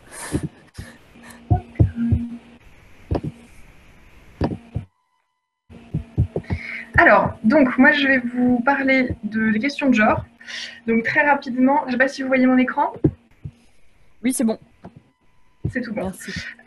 Donc, pour me présenter assez rapidement, donc moi, je m'appelle Estelle Lapp, je travaille pour un bureau d'études qui s'appelle BL Evolution, qui est un bureau d'études en transition écologique au sens large. Et nous, on a une équipe mobilisée d'une 20aine de personnes et on travaille spécifiquement sur la question du vélo depuis maintenant une dizaine d'années. Et donc, on accompagne les communes, communautés de communes, départements pour faire des schémas vélo. Notamment, schéma vélo, marche, mobilité active au sens large. L'objectif, c'est d'essayer de promouvoir l'usage du vélo auprès du plus large public. Et en fait, quand on a commencé un peu à se pencher sur la question, on s'est rendu compte qu'il y avait une différence d'usage du vélo entre les hommes et les femmes. Donc avec des différentes études qui ont été menées, alors essentiellement dans des milieux urbains, donc à Bordeaux par exemple, ou à Paris, mais où on retrouve grosso modo une répartition de 40% de femmes pour 60% d'hommes sur des vélos, avec des femmes qui en général ont des équipements qui sont plus anciens, moins bien entretenus que celui des hommes également. Et puis, avec l'idée aussi que, c'est quelque chose qui est assez important pour nous, c'est que la notion de la cyclabilité d'une ville se reflète aussi à la proportion de femmes qui roulent à vélo. Parce que quand il n'y a pas d'aménagement, quand c'est pas sécurisé de se déplacer, et on va expliquer pourquoi, en fait, et qu'on prend beaucoup de risques à vélo, en fait, on a beaucoup plus d'hommes sur des vélos. Et donc l'idée d'avoir une ville cyclable, c'est une ville où en fait, les femmes peuvent aussi faire du vélo et où on a une fréquentation plus importante. Donc on a repris une citation de Maëlle van der Veulen, qui est une fondatrice et une militante pour les femmes à vélo, qui a monté un site internet. Et puis une autre statistique qu'on trouvait intéressante à mettre en perspective, notamment quand on parle dans des territoires de pratiques de mobilité dans des territoires plus ruraux et pas seulement juste dans des grandes villes, c'est qu'on a des écarts qui sont quand même assez importants entre hommes et femmes sur la détention d'un permis de conduire. C'est un rapport sénatorial qui avait pointé cette statistique-là, c'est-à-dire qu'en milieu rural, 20% des femmes n'ont pas eu leur permis de conduire contre seulement 10% des hommes, et on ne parle même pas de au-delà de la carte du permis de conduire, d'avoir un accès à un véhicule, où il y a une différence encore plus marquée. Et donc, c'est de dire aussi essayer de pousser le fait que le vélo peut aussi être une solution de mobilité concrète pour les femmes en milieu rural. Donc l'idée, c'est d'aller quand même assez rapidement sur quels sont les constats et les enjeux de la question du genre et des mobilités, pourquoi est-ce que les femmes se déplacent de manière différente, quels freins elles vont rencontrer spécifiquement sur la pratique du vélo, qu'est-ce qu'on peut apporter aussi comme solution, et puis éventuellement on aura un petit moment pour des questions-réponses. Ce qui est important, et de là où il faut partir, c'est que les femmes, encore aujourd'hui, elles consacrent beaucoup plus de temps aux tâches domestiques, au travail domestique que les hommes. Donc, elles passent aussi beaucoup plus de temps, donc à la fois chez elles, mais aussi à prendre soin des autres, à prendre soin des enfants, à prendre soin des autres adultes, des personnes âgées. Et puis, ce qui est intéressant aussi, c'est qu'elles sont aussi beaucoup plus nombreuses de s'occuper de manière formelle ou informelle de personnes âgées et handicapées. Donc notamment quand on pense à toutes les professions de soins, infirmières, d'aide à domicile, etc., qui sont des professions qui sont très majoritairement féminines. Et donc ça va aussi impacter, tout ça va impacter en fait la manière dont les femmes se déplacent. Et il y a des chercheuses qui ont montré qu'en fait il y a des structures différentes dans les déplacements de manière très schématique entre les hommes et les femmes, où les hommes vont se déplacer d'un point A à un point B, en grosso modo du domicile au travail, du domicile au loisir, et que les femmes, vu qu'elles ont cette charge domestique en plus, elles vont faire toutes des déplacements beaucoup plus complexes. Elles vont passer à différentes étapes, déposer les enfants à l'école, ensuite elles vont au travail, elles font des courses, elles passent voir le grand-père avant de rentrer. Voilà. Ou alors elles se déplacent aussi avec du coup, les personnes qu'elles aident, ou avec les personnes âgées, personnes handicapées, etc. Donc tout ça fait qu'elles ont des pratiques de mobilité plus complexes, plus encombrées aussi, parce que c'est elles qui se promènent avec les courses, avec les enfants, avec les poussettes, de manière très générale. Et donc du coup, il y a aussi par conséquent une préoccupation particulière sur la question de la sécurité, puisqu'elles ne sont pas juste responsables d'elles, elles sont aussi responsables des personnes avec lesquelles elles se déplacent, voilà, qui sont parfois fragilisées. Et ce qui est intéressant, c'est que donc, tous les 4 ans, le ministère de la Transition écologique fait une enquête sur les modes de déplacement des Français, donc dans tout le territoire. Et ce qu'on voit ici, vous avez un graphique qui présente les modes de mobilité qui sont les modes principaux selon l'âge et le genre. Donc vous avez en haut ici l'encart pour les femmes et en dessous l'encart pour les hommes. Et ce qui est assez intéressant, donc le vélo est ici en vert. Et ce qui est intéressant, c'est que dans l'ensemble, vous voyez que globalement, la part de vélo est beaucoup plus élevée. C'est-à-dire qu'en moyenne, il y a 4% des hommes français qui utilisent le vélo comme mode de déplacement principal, contre seulement 1,5% des femmes. Et ce qui est intéressant, c'est que là où il y a une très grosse différence de pratique, c'est pour les jeunes de 6 à 17 ans, donc c'est-à-dire enfants et adolescents, où là, il y a un écart, il y a un rapport de quasiment 1 à 6 qui se dégage. Voilà. Mais donc il y a un écart particulièrement pendant l'adolescence et puis après qui suit tout au long de la vie, même s'il y a des variations. Et ça, on l'explique aujourd'hui par tout un tas de freins. Donc le premier, c'est le frein à l'apprentissage. Il y a une thèse qui a été réalisée par David Sayag il y a maintenant 6 ans, qui montre comment est-ce qu'on apprend aux filles et aux garçons de manière différente à faire du vélo. C'est-à-dire que pour les filles, on va rien que dans la manière dont les vélos sont pensés, dans les couleurs, dans les accessoires, en fait, ils apprennent pas du tout de la même manière à faire du vélo. Les filles vont, elles ont des espaces où on met des poupons, elles ont des pompons, les vélos sont très décorés, etc. On est presque sur apprendre à faire du vélo utilitaire, entre guillemets, avec des corbeilles, etc. Et puis les garçons, ils ont des vélos qui privilégient beaucoup la vitesse, le côté sportif, le côté presque prise de risque avec des mini VTT. Donc l'idée, c'est que on n'apprend pas de la même manière à faire du vélo, on n'a déjà pas les mêmes attentions depuis l'enfance. Quand on monte sur une selle, quand on apprend à pédaler. Et donc, du coup, ça fait que dès l'enfance et dès l'adolescence, il ne va pas y avoir le même rapport au vélo, le même rapport à la pratique. Ce que montre David Sayag, c'est qu'à l'adolescence, il y a une vraie différence qui se creuse parce que les garçons sont plus dans une acception, on va dire, sportive du vélo que les filles non plus. C'est aussi, de manière générale, un moment où les filles elles ont tendance à décrocher de l'espace public. Il y a une sociologue qui s'appelle Edith Marie-Josse qui en parle assez longuement, qui explique que c'est la période où elles commencent à disparaître de l'espace public à l'adolescence. Donc tout ça fait qu'il y a des freins autour de l'apprentissage du vélo. En tout cas, que les filles et les garçons n'apprennent pas à faire du vélo de la même manière. Les filles apprennent aussi globalement moins à faire du vélo que les garçons. La question du chargement, j'en parlais tout à l'heure, le fait que les femmes, sur les femmes encore, que repose beaucoup de charges domestiques. Donc en fait, c'est elles qui transportent beaucoup d'affaires. Donc ce qui est intéressant, c'est qu'aujourd'hui, les femmes en France, elles sont 3 fois plus équipées pour transporter des choses sur leur vélo, donc des sacoches, des paniers, des vélos cargo. Donc pour transporter à la fois du matériel et puis aussi des personnes. Que ce soit des enfants ou que ce soit des vélos plus équipés pour transporter des adultes, si possible. Il y a la question de l'âge et de la maternité, donc on a parlé d'adolescence tout à l'heure, mais ce qu'il faut savoir, c'est que il y a beaucoup de femmes qui font encore du vélo jusqu'à 30-35 ans, qu'on a un premier palier autour de cet âge-là, et qu'en fait, en général, quand le deuxième enfant arrive, là, on a quasiment un arrêt du vélo pendant une 10-15aine d'années, et qu'on voit une pratique du vélo qui reprend chez les femmes plutôt à partir de 50-55 ans, quand elles n'ont plus, entre guillemets, d'enfants à charge. Donc ça, c'est quelque chose aussi qui va influer parce que forcément, quand il faut transporter un ou plusieurs enfants, c'est beaucoup plus compliqué de le faire à vélo, surtout s'il n'y a pas d'endroit, s'il n'y a pas d'espace sécurisé pour les vélos, on n'emmène pas ses enfants sur une route départementale très fréquentée. Enfin voilà, donc il n'y a pas le même rapport à la sécurité. La question de l'embarras mécanique aussi, le fait que la mécanique soit encore aujourd'hui perçue comme quelque chose de très masculin, que spontanément on n'apprenne pas aux petites filles à changer leurs roues, même à gonfler leurs pneus parfois tout simplement, fait que si on a peur d'avoir un pépin mécanique sur son chemin, on ne prend pas le vélo.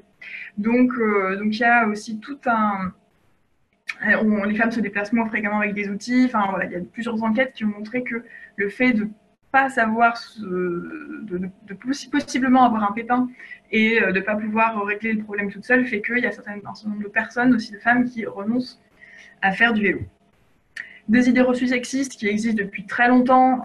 Depuis le XVIIIe siècle, on raconte que le vélo fait perdre la virginité des femmes ou provoque des fausses couches ou bien fait des grosses cuisses, enfin des arguments plus esthétiques qui fait que pour les filles faire du vélo c'est pas terrible, etc. Donc du coup c'est aussi des idées reçues qui travaillent l'imaginaire collectif et qui font que on va éviter de faire du vélo pour avoir des grosses cuisses très systématiquement. En tout cas ça peut compter. La question de la présentation de soi aussi après avoir fait du vélo, c'est-à-dire soit quand on veut ou quand il faut qu'on porte une jupe ou des talons ou qu'on veut se faire une coiffure et qu'il faut porter son casque par-dessus, c'est pas forcément adapté. Donc la question de se dire qu'est-ce que je privilégie? Est-ce que je privilégie mon vélo ou est-ce que je privilégie la manière dont je suis habillée qui n'est pas forcément pratique ou adaptée à faire du vélo? Ou il faut des équipements spéciaux, il faut avoir entre guillemets, faire du vélo avec des talons, c'est possible, c'est juste une histoire de savoir-faire particulier qu'il faut acquérir aussi. Mais donc du coup, c'est quelque chose qui rentre aussi dans la balance quand on veut monter sur un vélo. La question de l'aspect effort sportif, qui parfois peut être aussi un obstacle, se dire, j'ai une grosse montée, si en plus j'ai du chargement, etc., ça peut poser un problème. Ce qui est intéressant, c'est que depuis 4-5 ans maintenant que les collectivités ont commencé à mettre en place des services de location longue durée sur 3 mois, 6 mois, 1 an, et notamment pour des VAE, en fait, ce qu'on voit, c'est que dans les profils d'abonnement de ce type de service, on a justement un segment qui est très féminin, entre 40 et 60 ans, grosso modo. Et donc, c'est l'idée de dire, en fait, le fait de mettre à disposition aussi des VAE, mais ça on y reviendra juste après, le fait de mettre à disposition des vélos électriques, donc ce que j'entends par vélo électrique, c'est vélo à assistance électrique, qui permettent, entre guillemets, de gommer le relief, c'est-à-dire de moins sentir les côtes, de faire moins d'efforts physiques pendant le fait de faire du vélo, permet aussi à plus de femmes de faire du vélo. Ça, c'est aussi assez intéressant. Et puis un dernier point sur la sécurité, j'en parlais, parce que du coup, quand les femmes sont à vélo, parfois elles ne sont pas toutes seules, ou alors elles transportent du matériel, des affaires, des courses, etc. Ce qui est intéressant, en fait, c'est qu'il y a un bureau d'études qui s'appelle Sisté, qui en 2021 avait fait une étude d'impact sur les coronapistes à Paris. Donc les coronapistes, en fait, c'est tout simplement c'était un espace qui était dévolu aux voitures avant le confinement, et qui, au moment du confinement, quand on a réfléchi à comment est-ce qu'on allait se déplacer autrement, surtout pendant l'été où il faisait beau, et donc du coup on a récupéré de la voirie qui normalement était dévolue aux voitures pour essayer de faire des pistes cyclables plus larges, souples aussi parce que très faciles à mettre en œuvre, etc. Et en fait on s'est aperçu que ces coronapistes qui étaient larges, qui étaient relativement sécurisées, où il y avait beaucoup de vélos, et on retrouvait beaucoup de femmes aussi dessus. C'est-à-dire qu'elle faisait augmenter la proportion de femmes. On était à une quasi-égalité entre femmes et hommes sur les coronapistes. Et donc, c'est se dire, tiens, en fait, dès qu'il y a des aménagements qui sont un petit peu sécurisés, qui sont continus, où on sait qu'on peut faire du vélo en sécurité, tout de suite, on a plus de femmes sur les pistes cyclables. Et quelque chose d'intéressant aussi, c'est qu'aujourd'hui, les accidents de vélo, les cyclistes qui sont touchés par des accidents ou même qui meurent dans les accidents, sont essentiellement des hommes. Parce que, et ça c'est intéressant, parce qu'ils ont des pratiques aussi plus à risque.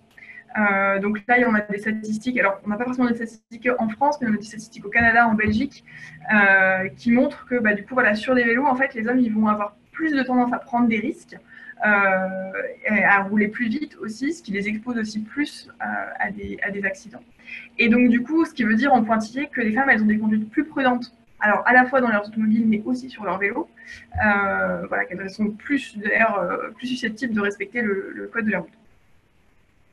Donc, tout ça fait que, en fait, aujourd'hui, sur les problèmes de sécurité, si on sait qu'on n'a pas un aménagement sécurisé, entre guillemets, de A à Z, où on sait qu'à un moment, on va être au milieu des voitures, etc., et que ça peut être dangereux, on peut ne pas se sentir à l'aise, et il peut suffire d'un endroit, nous, en général, en tant que ce qu'on voit quand on accompagne les collectivités, c'est souvent qu'il suffit d'un endroit, un carrefour ou un giratoire compliqué ou peu sécurisé pour que tout de suite on renonce à faire du vélo. Et ça peut être particulièrement le cas pour les femmes. Donc du coup, tout ça dessine quand même des pistes de solutions donc pour répondre à tous les freins qu'on a évoqués. D'abord la question de l'apprentissage du vélo. Donc, à la fois pour les enfants, donc on a parlé de la différence de socialisation pour les enfants, mais aussi pour les adultes, parce que quand on n'a pas fait du vélo pendant très longtemps, on peut avoir aussi besoin d'avoir un petit stage de réapprentissage de ce qu'on appelle de remise en selle, c'est-à-dire d'avoir de nouveau l'habitude de monter sur un vélo, de pédaler, de reprendre certains réflexes. Et puis, ça peut être aussi des vélorussions, le fait aussi et ça c'est très important, j'ai pas eu beaucoup de temps d'en parler, mais de générer des modèles, de voir aussi des femmes à vélo pour les petites filles, pour encourager les filles aussi, les femmes et les petites filles à se mettre ou à se remettre en selle. Il y a la question de l'équipement qui se pose. Donc on parlait du fait que les VAE aidaient aussi notamment un segment féminin entre 40 et 60 ans à se remettre à vélo. Donc du coup le fait de permettre d'avoir des services de location spécifiques, des aides à l'achat peut être quelque chose d'intéressant aussi. Pareil pour la question des vélos cargo, se dire en fait si on permet l'achat de vélos cargo, potentiellement on peut aider les personnes qui font beaucoup des courses ou qui transportent des personnes et d'autres personnes, des enfants, etc. Et aujourd'hui ça reste encore majoritairement des femmes qui sont en charge de ces choses-là, donc du coup in fine c'est aussi aider à la mobilité des femmes. Ce qui est intéressant c'est qu'il y a à la fois la question de l'aide à l'achat mais aussi la question du stationnement. Les vélos cargo sont des vélos qui ne s'adaptent pas forcément au stationnement lambda qu'on peut voir. Donc, il y a aussi une réflexion à avoir autour du stationnement que vous pouvez avoir dans les communes, sur les territoires.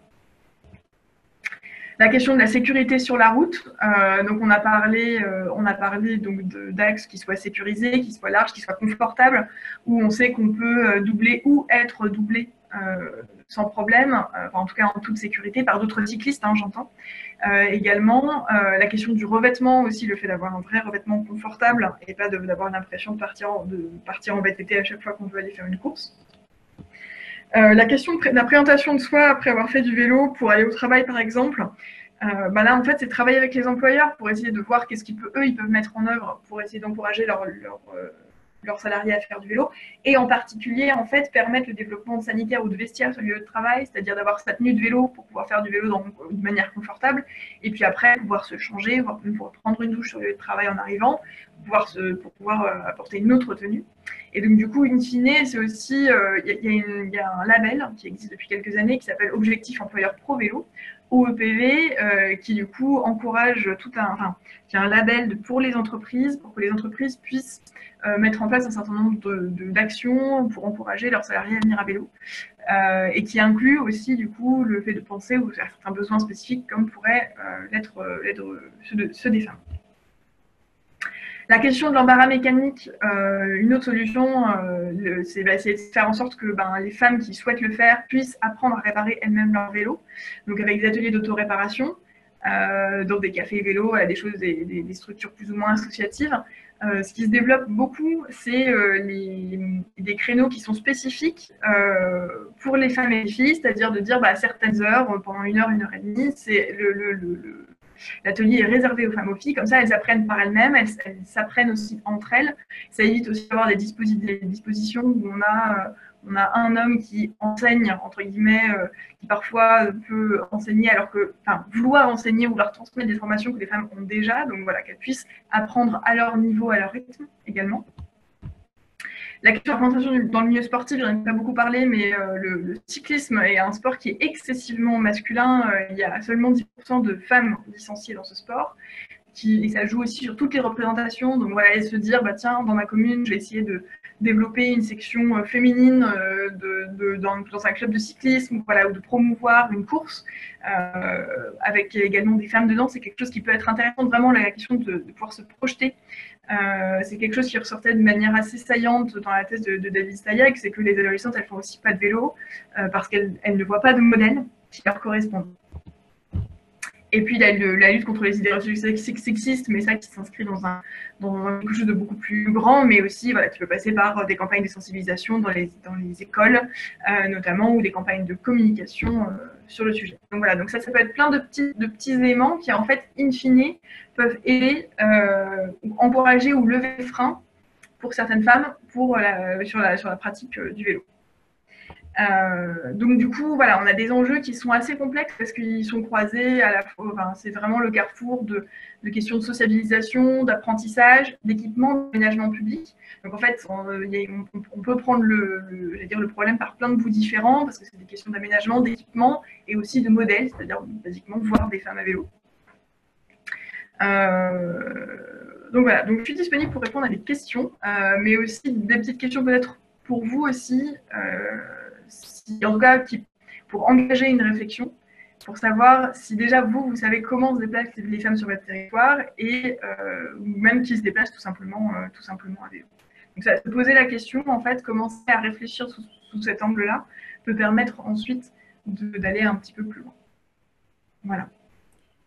Merci beaucoup Estelle pour effectivement cette présentation qui montre aussi qu'effectivement continuer à creuser aussi sa connaissance de ces problématiques, ça permet aussi de soulever à la fois les freins et donc de montrer que plein de solutions sont possibles dans tous les types de territoires. Alors, Flavien, si tu le souhaites, est-ce qu'il y a je vois qu'il y a Madame Choureau qui a un retour d'expérience. Sinon, on peut aussi proposer, Madame Choureau, si vous le souhaitez, que vous preniez la parole pour pouvoir témoigner de votre retour d'expérience. Est-ce que ça serait OK pour vous de pouvoir... Normalement, vous pouvez activer votre micro. Est-ce que vous m'entendez? Oui, on vous entend. Super. Oui, bonjour à tous. Merci pour ces présentations que je trouve extrêmement intéressantes. C'était pour partager un retour d'expérience et donc un questionnement que nous avons eu récemment sur le territoire. Nous avons lancé, grâce au programme À Vélo 2, les premiers ateliers de remise en selle, tout public. Alors c'est vrai qu'après notre affiche de communication mettait beaucoup plus en avant, enfin il y avait un personnage qui était un peu plus gros que les autres, qui était une femme senior, mais il n'y avait pas que ce personnage sur l'affiche. Et en fait on avait aussi une monitrice vélo suite à notre consultation. Ce n'était pas une volonté forcément de notre part, mais il s'est avéré que c'est une monitrice qui a remporté la consultation. Et on a des participantes qui nous ont fait part du fait que ça les avait rassurées, que ce soit une encadrante femme. Et en fait, le résultat, c'est qu'on n'a eu que des seniors femmes à s'inscrire. Donc finalement, alors c'est une très bonne chose, hein, surtout quand on voit les statistiques que vous venez de présenter. Et en même temps, on se pose la question, est-ce que ce n'est pas un frein aussi pour un public homme qui pourrait tout autant avoir besoin de ces ateliers de remise en selle? Donc, on s'interroge, est-ce que finalement, il ne va pas falloir qu'on ait à chaque fois la possibilité de donner le choix aux participants d'avoir une monitrice ou un moniteur, ce qui induit forcément en termes de financement, des choses différentes, mais c'est vrai que voilà, on a été assez surpris par ça. On n'y avait pas forcément pensé avant, et voilà, on ne sait pas trop comment faire, à quel point c'est un avantage ou un inconvénient, voilà. Complètement, c'est assez intéressant ce que vous dites parce que effectivement, je ne doute pas que ce soit une problématique, mais du coup c'est très positif que les femmes se soient reconnues là-dedans et qui se soient senties à l'aise. Mais c'est vrai que la question de la mixité et ou de la mi-mixité peut se poser.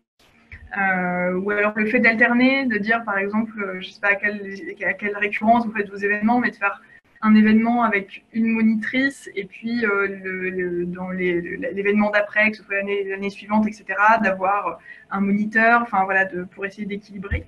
Mais c'est vrai que c'est assez intéressant. Ça pose une question de financement sur laquelle j'ai pas de réponse spécifique à donner, mais qui est intéressante. Merci beaucoup, Madame Chouret, merci beaucoup, Estelle, pour vos retours. Je vois également, Flavien, qu'il y a une remarque de Aini de Mougeot qui donne également la possibilité d'avoir plus de chargés femmes de mission vélo, notamment dans les collectivités. Donc déjà, effectivement, pouvoir avoir des personnes en charge de la politique cyclable qui peuvent prendre en compte aussi directement les enjeux que tu nous as présentés, Estelle. Donc merci beaucoup. Vous pouvez continuer à poser et à interagir ou à notamment parler aussi de vos retours d'expérience par écrit. On va reprendre du coup la présentation de WeMove avec Stéphanie Hamon. Stéphanie, est-ce que ça fonctionne? Alors, est-ce que vous m'entendez? Oui, on t'entend. Oui, donc c'est bon, c'est parfait. Désolée du coup pour tout à l'heure, ça a déconnecté le son et après on n'avait plus de connexion internet. Moi je vais juste venir un petit peu appuyer ce que Mathilde a pu nous présenter tout à l'heure, notamment le terrain, puisque moi du coup je suis conseillère mobilité et c'est moi qui interviens sur l'organisation, les préparations de vélo-école. Donc nous dans l'Occitanie, notamment sur les Hautes-Pyrénées, on n'a pas le choix, nous avons qu'un moniteur vélo qui est diplômé, qui peut du coup faire la vélo-école. Donc c'est un homme et on le propose à tous les seniors, donc de façon mixte par contre, hommes-femmes confondus. Et en principe, sur le premier groupe, on avait 2 hommes. Et là aussi, je vais avoir 2 hommes et après le reste de femmes. Sur un groupe de 8, on n'est pas à moitié-moitié. Donc nous, on va encourager vraiment les seniors par l'outil de la vélo-école, proposer donc un atelier de remise en selle pour en fait permettre de les accompagner en toute sécurité, et ça va vraiment être basé sur comment sécuriser ces déplacements cyclistes en fait. Donc on les encourage par la sensibilisation du groupe. Donc déjà, on fait une petite séance théorique où on va un petit peu discuter des enjeux de la mobilité, notamment par la pratique du vélo. Ça va être les bienfaits sur la santé, le fait de rompre le lien social, de faire perdurer son autonomie, l'aspect aussi écologique et économique de la pratique du vélo. Ensuite, sur l'aspect théorique encore, on fait un petit peu aussi une remise à vélo qui est assez appréciée du public senior par rapport au code de la route, parce que notamment il y a des nouveaux vélos, des nouveaux panneaux qui concernent les vélos, que c'est bien d'avoir à la connaissance, qu'on soit piéton, cycliste ou automobiliste. Donc on revoit un petit peu tous ces panneaux propres au vélo, au partage de la rue, au partage de la voie publique. On encourage aussi par le biais de l'information, du coup, notamment pour les publics seniors, on encourage à l'utilisation du vélo électrique. Donc, on présente un petit peu tout ce qui va être des aides financières. Voilà. On a aussi, comme vous le disiez, Mathilde, de tout à l'heure, la possibilité de faire des tests donc sur ces vélos écoles. On teste vélo classique, vélo électrique et le tricycle aussi. Voilà, ensuite, on encourage les seniors à faire en leur permettant on leur distribue un petit peu des équipements, donc gilets, brassards, c'est arrivé qu'on distribue des casques. Donc, une fois qu'ils ont l'équipement, entre guillemets, ils ne peuvent plus reculer. Et ensuite, du coup, sur l'aspect vraiment pratique, on va sécuriser par la pratique, donc apprendre à cohabiter avec tous les usagers de la route.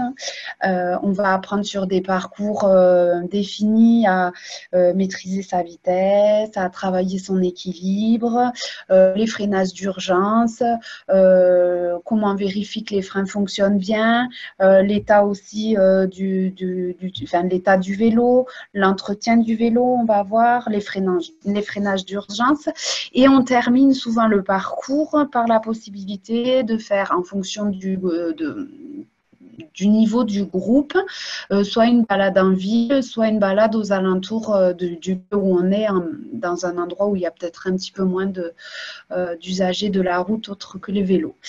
Voilà, pour ce qui est du terrain, des remises en selle de la vélo-école qu'on propose de chez WeMove.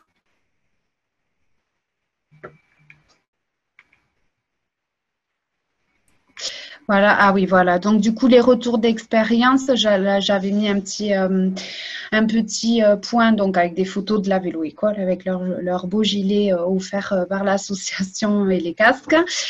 Donc, du coup, les seniors qui m'ont pu me faire un retour par le biais de, alors soit à la fin de chaque séance, on débrief, soit bien par le test de satisfaction à la fin du parcours, ils ont vraiment eu cette sensation de reprendre confiance dans leur déplacement, par les exercices qui sont proposés sur les 4 séances de pratique, sur les 3 séances de pratique. Donc voilà, la pratique permet de reprendre confiance. Il y en a certains, ça faisait des années qu'ils n'étaient pas montés sur un vélo, donc ils avaient même l'impression de ne plus en savoir.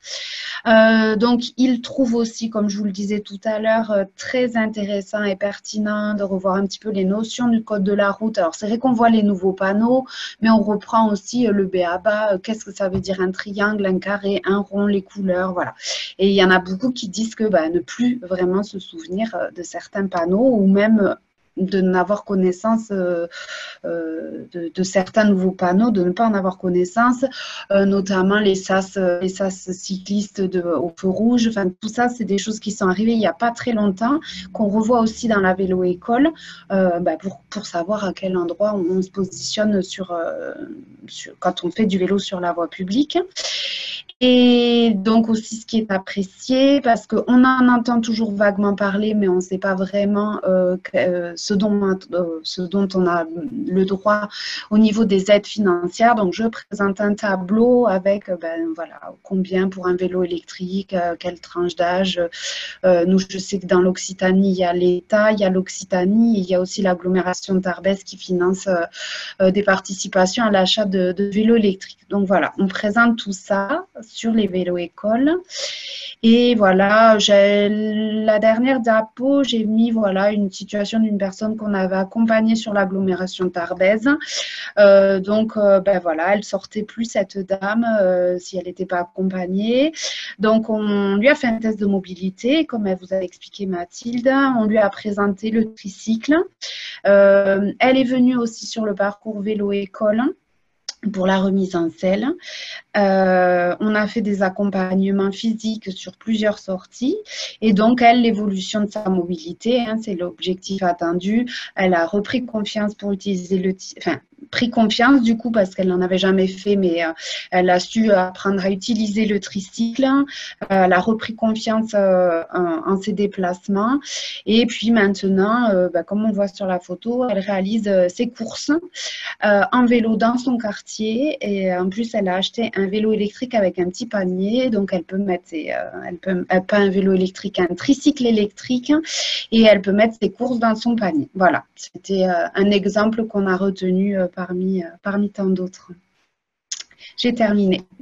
Merci beaucoup Stéphanie pour cette illustration effectivement de ce que vous présentiez en amont. Alors je ne suis pas certaine qu'il y ait effectivement des questions dans le chat de discussion, Flavien. Avec la coupure, est-ce qu'il y en avait eu avant ? Non, il n'y a pas eu de questions qui se sont posées. Après, à toi de me dire si on poursuit ou si on pose quand même une question. On peut peut-être poursuivre au niveau du timing et si jamais il y a d'autres questions qui viennent, on pourra en reprendre à la fin. Comme ça laisse le temps à notre dernière intervenante, Marie-Sara Vigourou, de pouvoir se connecter. Marie-Sara, est-ce que vous êtes bien avec nous ? Normalement, oui. Oui. Parfait. Vous m'entendez tous ? Oui, on vous entend. Ok. Et qui va donc, qui vient donc effectivement de la plateforme Mobilité Ardèche 0726 et qui va donc nous parler du vélo comme outil d'insertion sociale dans le territoire ardéchois. Donc je te laisse dérouler ta présentation. Et est-ce que vous voyez mon écran ou pas du tout? Alors, on voit ton écran, mais on ne le voit pas en plein écran. Alors, pourquoi? Alors, on va en faire.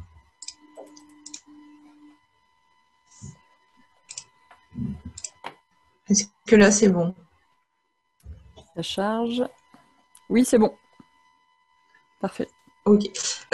Bonjour à toutes et à tous.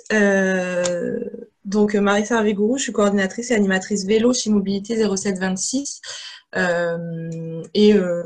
Voilà, alors, il y a pas mal de choses qui vont peut-être être redondantes, mais je vais aller plus sur des exemples concrets pour illustrer nos propos. Tout d'abord, Mobilité 0726, on est une plateforme mobilité insertion et on intervient en milieu rural. Donc, on est basé sur la Drôme et l'Ardèche, enfin l'Ardèche et la Drôme, pardon. Donc, toutes les plateformes de mobilité ont un socle commun qui est l'information du public, la coordination d'acteurs et le bilan d'accompagnement. Et après, chaque plateforme a des options entre le savoir bouger et le pouvoir bouger. Donc, chez Mobilité 0726, nous, on fait tout ce qui est, tout ce que vous pouvez voir à gauche, donc atelier mobilité, auto-école, vélo-école, intégracode. Et pour le pouvoir bouger, on va être sur tout ce qui est du prêt de véhicule. En gros, nos missions, c'est repérer les besoins constatés sur le terrain, expérimenter sur des micro-territoires, développer de nouveaux services, mais maintenir des actions pertinentes en faveur des personnes en difficulté. Donc, je vais vous parler plus spécialement de l'Ardèche sur lesquels on intervient. On est un cas un peu particulier, on va dire. Donc, on est en zone rurale, on n'a pas de train, on manque de transport en commun sur certains lieux, on a des territoires qui sont mieux desservis que d'autres. Et donc, pour certains, la voiture est indispensable pour se développer, pour se déplacer, pardon, pour aller à l'emploi, etc. Mais nous, on utilise le vélo sous plusieurs formes, déjà comme un levier. On a eu le constat de nos monitrices d'auto-école d'insertion qui nous ont dit que les personnes qui ne savaient pas faire de vélo avaient plus de mal dans l'apprentissage de la conduite que les personnes qui savent faire du vélo. Donc, on a commencé comme ça à faire des ateliers vélo pour les personnes qui étaient dans nos auto-écoles. Et on voit que petit à petit, alors le vélo, on l'utilise comme base, premier pas pour un peu un autre moyen de mobilité, mais il prend une place après assez importante dans les déplacements du quotidien parce qu'on est sur des personnes qui sont en train de passer le permis ou qui n'ont pas encore une voiture, qui n'ont pas encore un moyen de déplacement, on va dire, pour aller un peu plus loin, et du coup, qui vont d'abord utiliser le vélo pour se déplacer. Et aussi, donc le vélo, on l'utilise, on va dire, comme pour réduire les inégalités, et ça devient vraiment un moyen de transport. Chez Mobilité 0726, on travaille beaucoup avec les personnes issues des quartiers prioritaires de la ville, avec des seniors aussi, des personnes qui sont en insertion, qui sont éloignées la plupart du temps de la pratique du vélo et qui marchent le plus souvent pour se déplacer. Et les personnes viennent dans l'apprentissage. Alors, elles sont souvent orientées ou par des personnes avec qui elles travaillent ou par le bouche à oreille. Et on a remarqué que le vélo, c'est un vrai facteur de confiance en soi et de déclic, en tout cas chez nos bénéficiaires, et qui peuvent les aider à l'insertion socio-professionnelle. On a mis en place également des visites d'entreprise en vélo ou en vélo à assistance électrique pour tout ce qui est, voilà, pour se rendre compte qu'on peut avoir des zones d'emploi pas forcément hyper éloigné de ce qu'on peut faire. On a, comme disaient aussi les autres personnes, sur tout ce qui est pour les seniors, la santé, la sortie d'isolement, le retour à une vie sociale. Et moi, j'aime bien partager le témoignage d'une de nos bénéficiaires, donc qui est une femme qui a une cinquantaine, maintenant qui a une cinquantaine d'années, qui de base est une personne qui est considérée comme chômeur de longue durée, et qui a commencé à faire des ateliers vélo parce que c'est quelqu'un qui n'avait pas du tout confiance en elle. Elle avait appris plus jeune à faire du vélo. Son frère, elle nous disait que son frère qui lui avait appris, mais que suite à une chute, en fait, elle n'est plus jamais montée à vélo, que son mari a essayé de lui apprendre à faire du vélo, mais que ça ne s'est pas très bien passé. Ils vont dire qu'il n'était pas très patient. Donc, elle est venue aux ateliers pour voir le déroulé d'abord. Elle n'était pas sûre de vouloir faire les ateliers. Puis, au final, elle s'est laissée tenter. Elle a fait les ateliers avec nous. Et du coup, à la troisième séance, elle avait les larmes aux yeux en criant « Je pédale, j'y arrive, je pédale ». Et là, il y a eu un changement de comportement immédiat qui s'est fait. Elle était hyper heureuse de venir à chaque atelier. Elle encourageait tous les autres participantes. Elle descendait de son vélo, elle allait le faire voir aux autres comment elle avait fait. Enfin, il y a vraiment une entraide et très importante qui s'est créée. Un développement de la confiance en soi assez impressionnant. Et elle est venue me voir à un des ateliers à la fin en me disant, vous savez, moi, je pensais pas que j'allais arriver à faire du vélo un jour. Et enfin, j'y arrive de nouveau. Et je suis contente parce que du coup, maintenant, mon mari va m'acheter un super vélo avec un panier et je vais pouvoir aller me balader, faire mes courses et je pourrais même aller au travail à vélo. Parce que pendant les ateliers, elle a pu rentrer dans une entreprise à but d'emploi, donc qui est présente en Ardèche.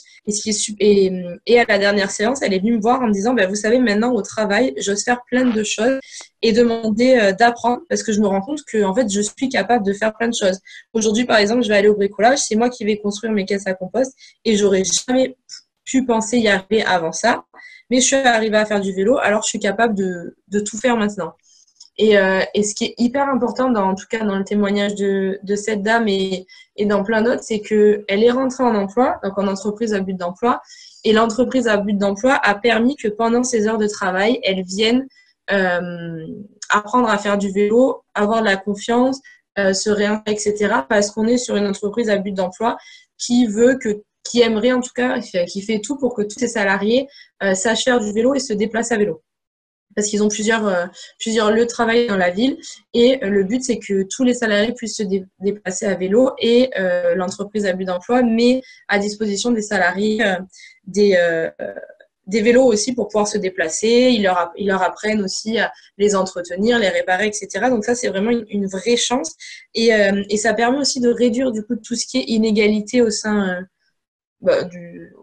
pour les personnes. Et ça, c'est très, très important. Et nous, on peut voir qu'il y a eu un vrai développement de l'usage du vélo sur des circuits précis qui a été demandé, que ce soit pour accompagner mes enfants à l'école, pour aller au travail ensuite, pour aller faire mes courses, etc.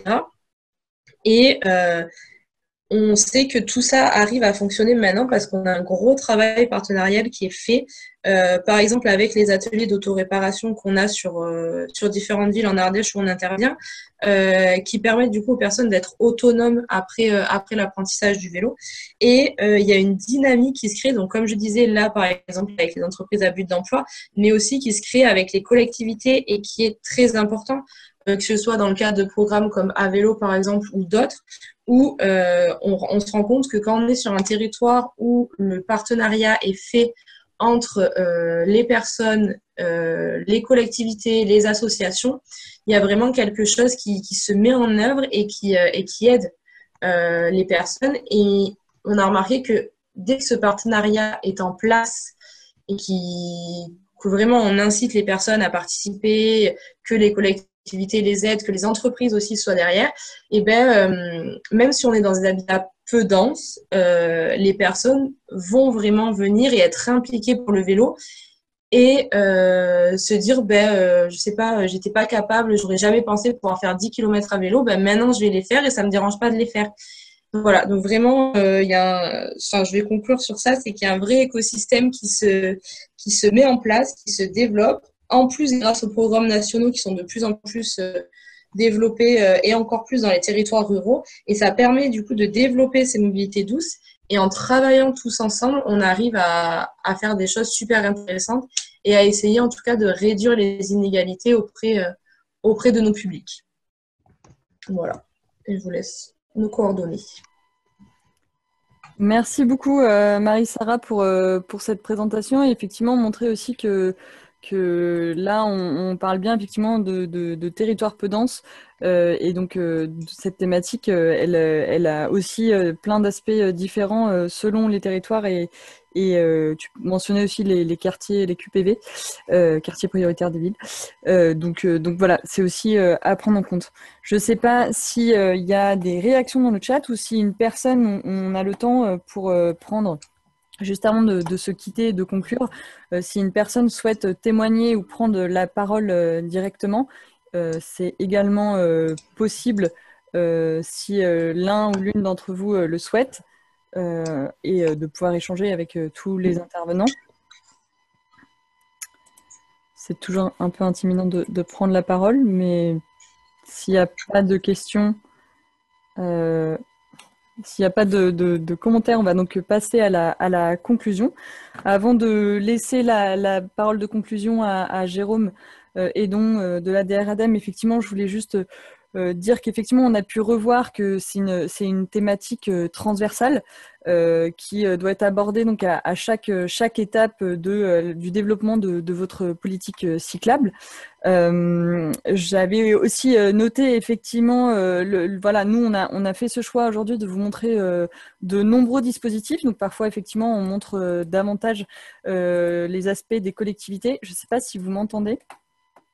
Les aspects des collectivités et donc de montrer de nombreux dispositifs qui peuvent être financés par différentes manières avec une multiplicité d'acteurs et aussi qui demandent une meilleure connaissance à la fois de ce qu'on entend par inclusion. Donc on a pu voir au tout début de ce qui était inclus dans le terme, enfin de ce qu'on intégrait dans l'inclusion, et aussi au niveau des différentes spécificités des publics, quels sont effectivement les besoins, les freins qui sont à lever et à questionner, et donc une meilleure connaissance aussi, d'aller vers une meilleure connaissance de ces publics-là pour répondre effectivement aux besoins et aux spécificités qu'on a pu voir tout au long de ce webinaire. Je vous laisse avec Jérôme. Je tiens juste à signaler effectivement que je mets dans le chat, ça prend 2 petites secondes, un questionnaire de satisfaction, un questionnaire d'évaluation pour avoir un peu votre retour sur ce webinaire et sur voilà, les différentes présentations. Ça prend 2 minutes et je vous annonce également le prochain webinaire et le dernier webinaire à Vélo 2. Donc, qui aura lieu normalement le 11 juin de 14h à 16h. Vous pouvez d'ores et déjà le noter dans vos agendas et qui traitera cette fois-ci de comment passer du schéma directeur cyclable à la réalisation de celui-ci. Donc, on va vraiment parler cette fois-ci de comment, une fois que maintenant vous êtes à la fin de votre programme et que vous avez votre schéma directeur cyclable, comment passer à sa mise en œuvre. Voilà. Oui, Camille? Tu voulais dire un mot de conclusion peut-être? Pardon Marie, c'est que je t'entendais plus à bugger, j'ai dû me reconnecter. Pas de problème. Pas de problème. J'ai malheureusement pas entendu toute ta conclusion qui avait l'air très, très intéressante. Aucun problème. Merci Camille, merci à tous et je laisse donc la parole de conclusion à Jérôme.